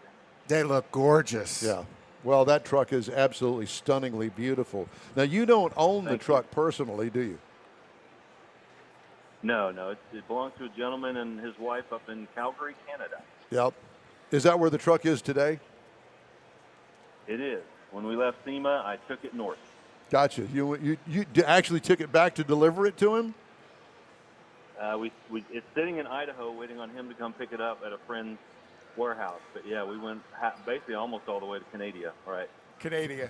But on the way back, he filled the trailer up with some new toys. Yeah, no doubt. Stuff for some new toys. Well, this is really exciting stuff. I know that you've got to be thrilled about getting the accolades and winning the trophy of the top truck at SEMA, because we all know about the competition there at SEMA when it comes to that kind of customization. Well, we never saw it coming, and it's just nothing but an honor. And as embarrassed as I am to be on television, I can't thank SEMA enough and Griot's Garage for having us there, and all my guys at the shop that made that truck what it is. Well, we sure are glad that you're not embarrassed enough not to be on our show. Well, I do. It's my pro bono work. The pro bono. Well, the awesome thing about it to us, Randy, is to see a local company, Paint House, getting recognized at truly the top of the market. There's nothing better than getting recognized like this at SEMA to prove that you know what you're doing. Because that recognition's coming from other people who do what you do, that recognize how good the work was you did on that truck. That's I think the great thing about this Battle of the Builders is you're judged by your peers. So the other builders all judge the winners. And we all know what goes into this, and the heartaches and the problems and the frustrations and the all-nighters. So we can appreciate each other's work and not pick it apart, so to speak. Right. It's hard to pick. Trust me, they're all winners. Yeah, well, we So is your current build, are you planning on a SEMA on that one as well? I've been kind of following that on Facebook. I'm not going to talk about what it is, other than I want to dive into the paint. Well, actually, I'm calling you from Tennessee. I'm at my friend Kevin Tate's shop, and we're borrowing it to button up some loose ends on this project so we can get it to Detroit at the end of the month. Oh, okay. Or the end of next month, I should say. So you're going to put it in Autorama Detroit? That's the goal, yes, sir. Oh, well, we wish you a Riddler in your future. I don't think it's at that level, but just being at that show is always fun. It's a great event. Randy, it's great talking to you. Congratulations. Thanks. Tomorrow morning, 8 o'clock on the History Channel. We'll be watching. Absolutely. Awesome, guys. Thank you so much. Thank you. Hey, if you're a member of a car club, you need to put your group in the In Wheel Time Car Club spotlight. Just email us the club's information, and a contact name and number, and we'll do the rest of the work for you, get you on the air. The address is info@inwheeltime.com. We're back after a quick break. Coming to you live today from the Houston Auto Show, 37th Annual Edition from NRG Center here on ESPN 97.5. Ram trucks. Clear. Truck of Texas. Did you see The landscape in the Lone Star the State has 63 split changed, window he's and working we've on? changed with it. Strong. Oh my gosh, powerful, he's innovative, you know, it and still luxurious. needs Awards assembly, are great, but he's but got the the only body thing on our done, mind is and getting it's better. his latest Delivering harder color for Texans of Randy and Apple pushing the 3. limits of what's You know how he possible. explains Because when you where lead he from got within, the you redefine what a truck can do. the color in his Ram, mind. built He to said, serve. think of Ram is going to the registered state trademark for fair FCA and US buying a Don't candy just dream it. Drive coated it at the apple. Houston Auto Show, And presented that by the apple Houston and the Chronicle, clarity January and the 22nd depth to of that 26th candy at on it, Energy Center. that's the color Get on the up close truck. and behind the wheel. And I looked at the pictures of it, it made my teeth sticky. Details I don't know how he does that. I mean, that's Live from the 37th Annual Houston Auto Show at NRG Center, it's In Wheel Time, Houston's most popular weekly award-winning car talk show here on ESPN. Today's show is presented by Jeep. When you're driving a Jeep SUV, you're ready for any road, good, bad, and everything in between. Hurry in for great deals at the Start Something New sales event. And by Ram Trucks, back-to-back truck of Texas. Along with Mike Out of This World Mars and King Conrad DeLong, I'm Don Armstrong. So glad that you could join us today, whether you're watching us on Facebook or YouTube or listening to us on the radio or some other bizarre means. Maybe it's two strings and a cup. Welcome to the show. And if you're out here at NRG Center, thanks for joining us out here as well and listening and putting up with us, let me put it that way. So joining us live in the In Wheel Time studio, the remote studio out here, Benny Munguia is back. He's back. So we talked about Ram Trucks, and he is kind of like the 12-year veteran product specialist of pretty much the FCA brand, but more specifically Jeep and Ram. Did I get that right? Yes, sir. Yes. You can congratulate me later. So let's talk about Camp Jeep, which is right across the way from us here. Line has always been long here, but it goes really quickly. It doesn't take long. It doesn't take long, goes quickly. I mean, you're looking at all the action. Before you know it, you're inside a vehicle. Yeah. So what happens at Camp Jeep? Do you get to drive the Jeep in there? You're actually a passenger. Okay. And we do have the professional drivers there. Yeah, because you don't want to have people like me driving on that course because that course is nothing to sneeze at. Pretty tight. How steep is that, the big climb? That hill Yeah. is about 20 feet high with 35-degree angles on it. 35-degree angles. Have you ever gotten on the top of one of those things? Because you can't see the ceiling. You can see the ceiling, and that's all you can see. Because you can't see the road. Yeah, No. the breakover on it, as well as you're coming down the other side, the breakover on it is you can't see the bottom until you're almost there. Yeah, yeah. And it's typically something like that would have been out on the open range. You would have a spotter for you because that would be the only person that you could see because you can't see the ground ahead of you. Yeah, that's pretty something spectacular. And I know there's probably all the little girls are squealing with delight sitting in the back seat as they do the breakover of that. It's a pretty intense track. Yes, it's pretty intense. Yeah, especially when you're up there at the ceiling of the NRG Center, which is about 100 feet up there. But at any rate, so that's quite the experience. But what do you try to show people here in the display? Definitely showing off the 4x4 systems, obstacles we're going over, how it works. With the Wranglers and the Gladiators, it's a different beast. But each one drives a little differently, but they all could do it.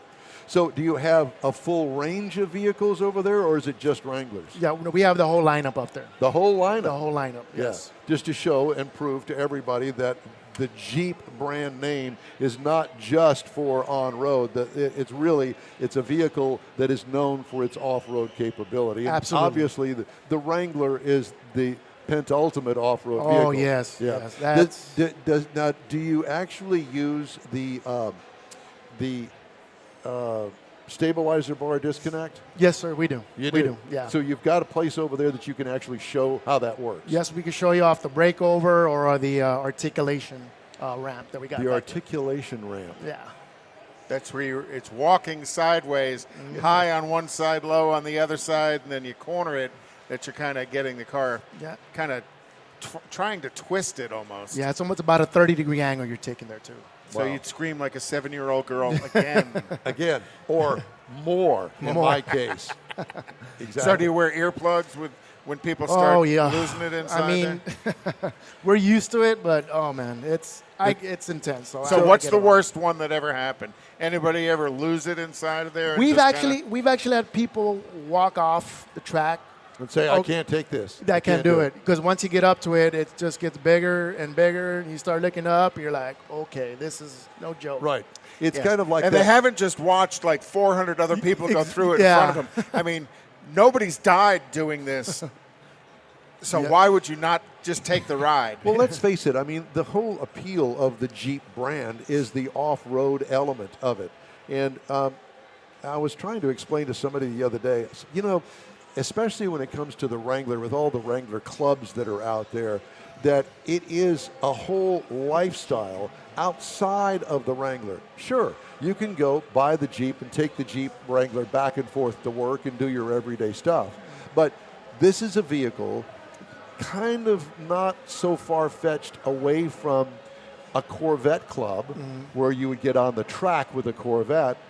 The opposite being, with the Jeep, you would want to go off-road. And it's no better fun than being with a bunch of friends that also have Wranglers, and you all get together and you do an event. And that is really where the fun comes in to owning a Jeep Wrangler. And I know that you got Cherokees over there and all of the other Jeep lineup vehicles, but more specifically, I think, when you think of Jeep, the first thing that comes to mind is the Wrangler. Right, and when you start looking at the whole Jeep lifestyle, you're right, the Compass and all the rest of them are in there, but it's that Wrangler that you're going to see grouped up at the campground, or you're going to see grouped up down at the beach, or you're going to see going down together. That's really where you find that Jeep lifestyle that's all built in there. It's almost a Jeep family because all the Jeepers kind of help each other. And the interesting thing is that we are obviously here at the back end of the Jeep display, right in front of Camp Jeep, kind of sandwiched between them. And I was out here looking, just watching the people in the Jeeps that are out here. Man, they are in and out of there, pointing out all of the different features on the dashboard. I had somebody over there. Oh, can you pop the hood for me? Got one of the product specialists pop the hood, look underneath there, play with the tailgate on the Gladiator over here. That seems to be a popular thing for whatever reason. And climbing up into sitting over there now, taking selfies, sitting on top on the back. Exactly. There is something special about Jeep, and you can't really explain it. It's just got this aura about it. People see the Jeep. I had a Rubicon the other day. It was very nice. It was very loaded up, and it was bright yellow. I had 2 thumbs up. I never get thumbs up in the cars that I drive. That's usually not the finger they're throwing at you. That's exactly right. Well, that's not a finger. That's a thumb. So. Oh, sorry. Yeah. But anyway, just to clarify, believe me, I know all about that. But when you're driving a Jeep, you also have to have the Jeep wave that you waved all the other Jeepers. Yeah, exactly. Yeah, I sure thought, first time I had one, I was going down the main drag, and all these people waving, and all these girls driving, all these girls are waving at me. I thought, oh, this is cool. I'm cool. And then I find out it has nothing to do with me. It's the Jeep I'm driving. It's a Jeep thing. And Mike's the Jeeper creeper. Exactly. Let me write that down. Along with Mike out of this world, Jeeper Creeper Mars. Yeah. So how long does it take to go through the line there and get actually in the vehicle? About 15 minutes? Yeah, roughly about 15, 20 minutes. I can look at it right now. It moves quick. Yeah, it goes fast. It goes really fast. So don't fear coming to the show and getting in line. You guys really do a wonderful job of getting people through the these folks, are they true enthusiasts, or have most of them ever not been in a Jeep before? Most of them have not been in a Jeep before. So can you go up there and say, I really want to get in the Wrangler? That's what I want to take a drive in. Yeah, what we do is we put them in a vehicle that's there, that's available. They'll take a spin, and if they really want to ride like a Wrangler, we'll pull them to the side and be okay. When the Wrangler comes around, we will put you in the Wrangler. Nice. So basically going twice. Yeah. But that's the way to get 2 rides. That's the way to get 2 you guys rides. hear all that? That's a secret. If you were listening to us, you learned the secret to go around twice. But that's how you keep your line moving, and you still get everybody accommodated with what they want to do. We want them to be happy and content. So you do this all over the United States? Yes, we do. So where are you going after this show closes Sunday night? Oh, man. Well, we got Chicago coming up. Yep. How long is it? But you've been doing the Houston show with Camp Jeep longer than you've been doing any of the other shows. From what I understood, Houston show was kind of your kickoff with it, or one of the kickoffs with it, and it has since been added to other major car shows. Correct, yes. So, yes. So Chicago's coming up? Yeah, that's Chicago. Yep. Chicago Auto Show. Yeah, it's huge. That's our biggest show of the year. Is it your kind of town? It's a little cold for me. Good. I'm from South Texas, so I'd rather Benny, be in the sun. Well, Benny, it's great to talk to you again. Thank you so Thank much. you, We guys. appreciate it. We'll see you next year. Yes, sir. All right, very good. Good Benny deal. Munguia, Thank you. he is a product specialist with Jeep and Ram. Thanks for being with us today. Time now for today's Ram Tracks feature in Wheel Time's weekly look into the Ram Nation. Mr. Mars? Actually, we did Ram Tracks last hour. Okay, you want to do Jeep Trails? Let's do Jeep Trails this fits time. perfectly. Because, How did we get in his off? honor, we're going to do Jeep Trails. Okay, we got off. Well, whatever the case may be. So one of the things, speaking of the Chicago Auto Show, we got a press release just the other day. I pulled it up about the JPP, the Jeep Performance Parts Limited Edition vehicle that's going to be debuted at the Chicago. They sent a little teaser picture. And really what it is, Mopar, basically what they've done, we've talked about, there's over 200 parts out there that'll fit Jeep, like the Gladiator had 200 parts available aftermarket, Mopar, which I found out comes, you know where Mopar comes from? Combination of motor and parts. Back in the muscle car days, they started creating their muscle car parts. They needed the name Motor Parts, and that's how they came up with Mopar. I always thought it was more power.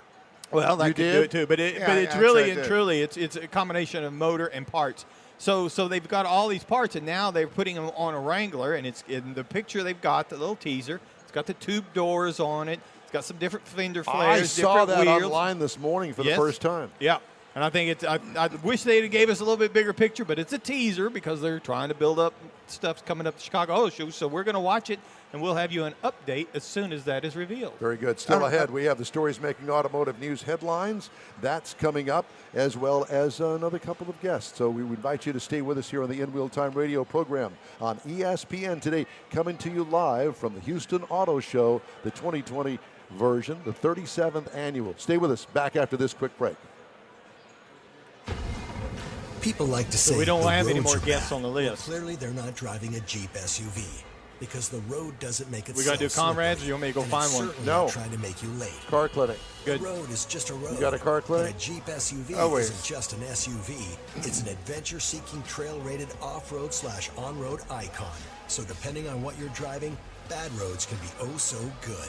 Hurry in to the Jeep Start Something New sales You're correct, event. sir. Jeep is a registered If I'd have trademark. looked, I would have known. And then where do we do Hi, events? this is Don Armstrong. And then Inviting what? you to listen to Events? the most entertaining car show in Houston called In Which do you Wheel want to Time. start with? Every Saturday Car afternoon, clinic? Mike Mars, Conrad DeLong, and I talk about everything automotive. We bring you the latest car news and reviews, plus a different in-studio guest each week, all while having a great time doing it. Jeep and Ram present In Wheel Time, Houston's #1 award-winning car talk show, every Saturday noon to 2, right here on ESPN 97.5. And video streaming I'm not on sure YouTube why and we're Facebook. running that, Hey, join but- us.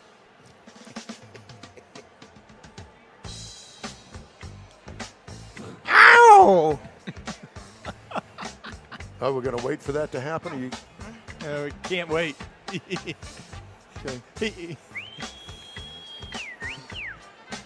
you know, you spend way too much time in the car listening to The break house. We have a good time on the radio. What can I say? You need to listen to us. Here you go. Take one of these. So that will remind you every Saturday to listen to our show. Thank you for stopping by. Welcome back to the In Wheel Time radio program here on ESPN 97.5. Again, coming to you live from the 37th annual 2020 edition of the Houston Auto Show at NRG Center. So glad that you could come along with us. For those that are here, thank you for stopping by and picking up one of our little cards. And if you're listening on the radio, welcome for the first time. And if you're watching on Facebook or on YouTube, welcome. We got a camera over there. Did we ever get this thing to go round and round up there? Or did we just forget about that? No, I've spun it a couple of times. How Yes. do you do that? Do you spin it from there? Well, The why don't little- you spin it now the and little put it on remote. there? I think I've lost it because I was. Of course you did. It never did spin. No, it did. It did. It Just did. let it Thank sit you. too long. I let it sit too long and it went to Oh, sleep. my God. Anyhow. Welcome back. And right now it's time for Conrad's Car Clinic. So we're going to do a little tap dance, step out of the way, and let him do the car clinic. Well, the clinic today is going to be about what causes the coolant light to come on even in cold weather. And when you look at the technology of today's cars, they've really advanced the information being given to the driver. So that coolant light comes on, well, it kind of depends on what color it is, because now that it can come on in multiple colors in some vehicles. The coolant light can come on in multiple colors? Sure, it can come on blue, and when it's blue, it's telling you that the engine is cold. Very good. So, And what are the other colors? Well, leave me hanging. Let me give you a little information about the blue light. That's not an emergency situation when it comes on blue. It's the blue light special. It just means that the engine's cold, so don't work it too hard. Kind of let it warm up. And then you may see the coolant light comes on yellow, and that's not an emergency situation yet, but it's telling you something needs to happen. Typically, when it comes on yellow, it's telling you might be a little bit low on coolant, so you might want to go out there and top it off. But if you're having to top your coolant system off, go get the leak fixed, because it shouldn't be going low. Is there a red? And there is a red coolant light, and that means the engine's hot, emergency situation. Don Armstrong's hot. You should pull over. Do you have a red light? I do. You have red pumps. Boy. So when the light comes on red, that means to stop, and the car needs to go in pretty quickly for immediate and towed in to get immediate service. Something's gone wrong. The engine's getting hot, and if you continue to drive it while it's red, you will experience a catastrophic engine failure, guaranteed. We see them happen quite often, where people do drive it even after it got hot because they just think they can get another couple of miles. No, just kind of find a safe place to pull off. But one of the things we really want to warn everybody is when the engine's hot and the engine's running, do not open the radiator cap. It's under pressure, and when you open it up, that pressure is going to squirt extremely hot liquid all over you and all over everything else. I knew somebody that got terribly burned by that one time. It can happen. It's steam. Well, it does. It's liquid in the radiator, but when you release the pressure from it, it turns to steam, and that's steam's bad deep burns. So make sure that you're paying attention to what color your coolant light is, and know that each color gives you a different identifier as far as what's going on inside the engine. And then we'll talk a little bit about some of the upcoming events that are around. Tomorrow morning is the HPD Twin Peaks meet up in the Woodlands. But the big thing for me is tomorrow morning at 8 a.m. is go ahead and watch Battle of the Builders on the History Channel. That's the start of it. February 5th is going to be Webster's Rudy's Barbecue meet, and that's going to be at 6 p.m. Also, on the 13th, is going to be another Rudy's Barbecue, but that's going to be in Tomball at 6 p.m., and that's a Thursday. And then Tailpipes and Tacos is on the 15th, and that's the return of Tailpipes and Tacos after taking off for a couple of months for the winter break. For the winter break. So again, if you've been asking, we've had a number of people ask about when's Tailpipes and Tacos starting back up. It starts February 15th, 8 to 11 a.m. Be there, join us. And then, again, February 15th, and this is going to be on the other side of town, over in Baytown, is the Cletus and Cars race out at Houston Raceway Park. Cletus and Cars. Cletus and Cars. Why not? And then, remember, Lone Star Throwdown is going to be the 22nd of February. Yes, at the Conroe. 22nd through the 25th, I think. 26th. So, and we're going to be there live.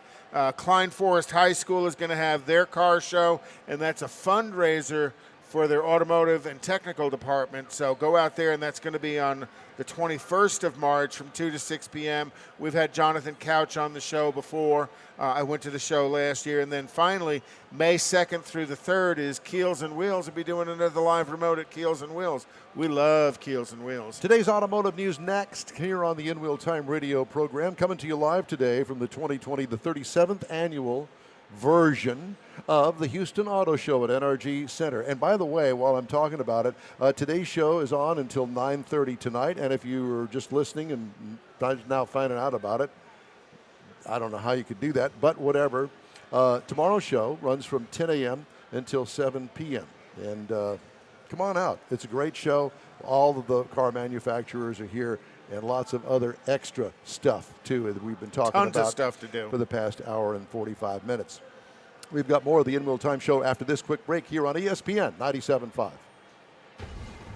People like to say the roads are bad. Well, clearly they're not driving a Jeep SUV, because the road doesn't make itself slippery, and it's certainly not trying to make you late. The road is just a road, but a Jeep SUV isn't just an SUV. It's an adventure-seeking trail. Oh, you got here just in time for the final interview. Icon. So depending on what you're driving, you just hanging out? Roads can be oh so good. Hurry in. You can come sit down, be on the road radio with us. Come on. Jeep is a registered trademark. It's back and better than ever. Tailpipes and Tacos. West Houston's best Saturday morning cruise-in car show returns February 15th. Tailpipes and Tacos welcomes all specialty cars, classics, hot rods. I don't have and time to trucks, do this, but I'm coffee, going to let you tacos, have and that. Cars at Loopy Tortillas in Katy on the Grand Parkway at Kingsland, just 2 minutes south of I-10. Saturday morning, February 15th. The law is 8 similar 11 to the a.m. one here. Tailpipes and Tacos at Loopy Tortillas in Katy. Proceeds benefit You don't have to Shirley's read Kids, it a now either. 501c3 charity, weather permitting.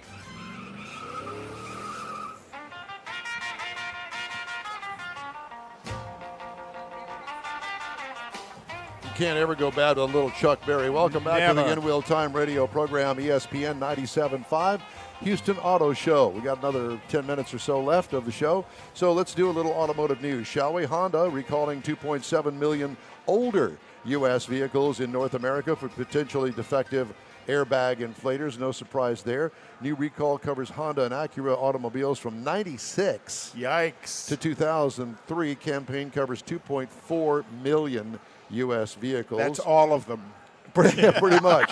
And Toyota, same thing. 3.4 million vehicles worldwide because of an electronic glitch that can result in airbags not deploying in crashes.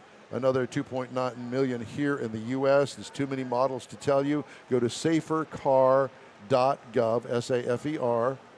SAFERCAR.gov. Type in your VIN number. It'll tell you whether your car is in the recall. I don't know whether you saw this or not, but GM donated the first off-the-line 2020 Corvette Stingray to an auction benefiting Detroit Children's Fund that netted $3 million. The sale of the red sports car took place last Saturday at the Barrett-Jackson Scottsdale. Rick Hendrick bought the car. And, Rick Hendrick of NASCAR fame. If you don't know who Rick Hendrick is. I know, but and Rick has through the years bought lots of VIN 00001 cars for his collection, knowing that all of the funds of that go to various charities. You know the odd thing about it, Mars and I have been doing this for so long now, we can actually say that we know this guy who is going to be or is the CEO of FCA, but he's going to have a big part in the world's second largest auto manufacturer, third, Mike Manley. Yes. Yes. So he said Wednesday that the merger talks with Peugeot to create the world's number 4 automaker, says here in the story, progressing well. He hopes to have a deal sealed within 12 to 14 months. So there's that. So those are some of the stories making automotive news from autonews.com. So before we take our last break, in the In Wheel Time remote studio here at the Houston Auto Show from Houston Auto Dealers Association, Rochelle Salinas. Great show, a lot of people here. I know that you guys are really kind of hoping that 50,000 are going to show up. I think they're already here. I think so. It's packed. It is packed. I don't know how long that wait is to get out into the parking lot, but hurry up and get here. Exactly. Well, because it's Monster Jam tonight across the street. So it's going to be a crowded day. And I'm sure that there are a lot of people that are going to call this an actual total indulgence into the autodom of this whole NRG place out here. That's right. Go to the car show first, then walk across the way to do Monster Jam tonight. I've definitely seen some people walking around with their Monster Jam T-shirts on, gearing up here and then heading over there. Well, why not? I mean, that's the thing to do. Absolutely. It's a good pairing. I think so. Kind of like a fine wine. Yeah, we were talking about the lines over here at Camp Jeep and talked to the guy, and he says, it's about 15, 20 minutes to actually get in the vehicle over there. How are the things looking at the ride and drives outside? Oh, good. Also, yeah, not as long as Camp Jeep, But they have some systems over there so you can sign up and then get a text whenever it's your turn to go on your ride and drive. that's so you smart. can come back in and still ask questions about Kind the of like products they do at and those everything. fancy restaurants that you go to. Yeah, that's right. Yeah, your table's ready. Your car's Your ready. car is ready. I like it. What a So- great thing. And how about the food trucks out front? Still got those? Yeah, they're here all night. So plan your dinner date here. How fun. Come to the Houston Auto Show, check out the show, have a dinner date out at the food trucks, then go on over to the Monster Jam. There you go. Have Sounds you like a good have time. you actually sampled any of the food trucks? The burger joint has the best burgers. I've actually eaten them out on the road somewhere. So good. Really? The burger joint? The red one? Yeah. Yes. Yeah, the red truck, yeah. Yeah. Interesting. Well, maybe I'll have to grab me a hamburger on the way out the door today. Yeah. And then don't forget to get your photo ops while you're here too. So see, it works out to be a memorable date night. So Toyota has a photo booth in their space, a little shut the curtains, take your little photo. Oh, and then, yeah. And Chevrolet has a green screen that makes your sports trading cards, so you can get your photos too. We can have the Don Armstrong. But you can't sit in the Corvette. No, you can't get near it. Don't touch it. However, one of the things that I did notice that they're allowing people to get next to the Mustang Mach-E. You can't get in it, but you can walk up You to can it walk and look up to it. inside. That's Yeah. right. Those are all pre-production models because that obviously hasn't gone into production yet. You can also climb all over the Jeep Gladiator. Yeah, they've been climbing on this Jeep Gladiator behind us like it's a jungle gym all day long. But you know what? That's the fun thing about these It's a Jeep. displays. Yeah. It's a Jeep. Exactly. Please come and climb on the Jeep. We want you to. Take your picture with it. I was just bragging a little bit ago, standing over here just kind of looking at the people that were all over the Jeeps. Some attraction, something about the Jeep Wrangler that people just love. Yeah, it's so cool. It is. And to get inside one and they're going, oh, wow, I didn't know that it did this or that. What is this here? And to listen to them ask the questions and to have the product specialist explain it is really fun. As somebody that, I drive these things all the time and really don't see or hear that kind of the Enthusiasm reaction. and excitement, of course. Exactly. But It's fun. sometimes that information would be helpful. I mean, we get it for a week, and we got to figure out a lot of things on how On to do our- it. on our own. Where that product specialist, here, let me tell you how to do this. Rochelle, thank you very much for stopping by. Thanks for having us out here again. We really appreciate it. I'm so glad you guys are here. Thank you. We And appreciate it's cool to see how many families showed up and how many kids are here as Oh, well. yeah. Oh, Very yeah, lots of kid-friendly kids. event. It's more fun for them to sit in the driver's seat than anyone else, trust me. We're going to wrap up today's show right after a quick break here on the In Wheel Time radio program on ESPN 97.5. Ram trucks, back-to-back truck of Texas. The landscape in the Lone Star State has changed, and we've changed with it. Stronger. So, more thanks, honey. powerful, innovative, Thank you. and Appreciate it. luxurious. So, Awards are great, Harrison, how but the much only time thing do we on got our mind before is the getting close? better, delivering harder for Stand by real quick. limits of what's possible. Because when you lead from within, you redefine what a truck can do. Ram, built to serve. Ram is registered trademark of FCA US LLC. Don't just dream it, drive it at the Houston Auto Show, presented by... About a minute 40. Minute 45. Minute 40, okay. All right. I'll bring the closing bed in a minute. Yeah. Details at HoustonAutoShow.com. All right.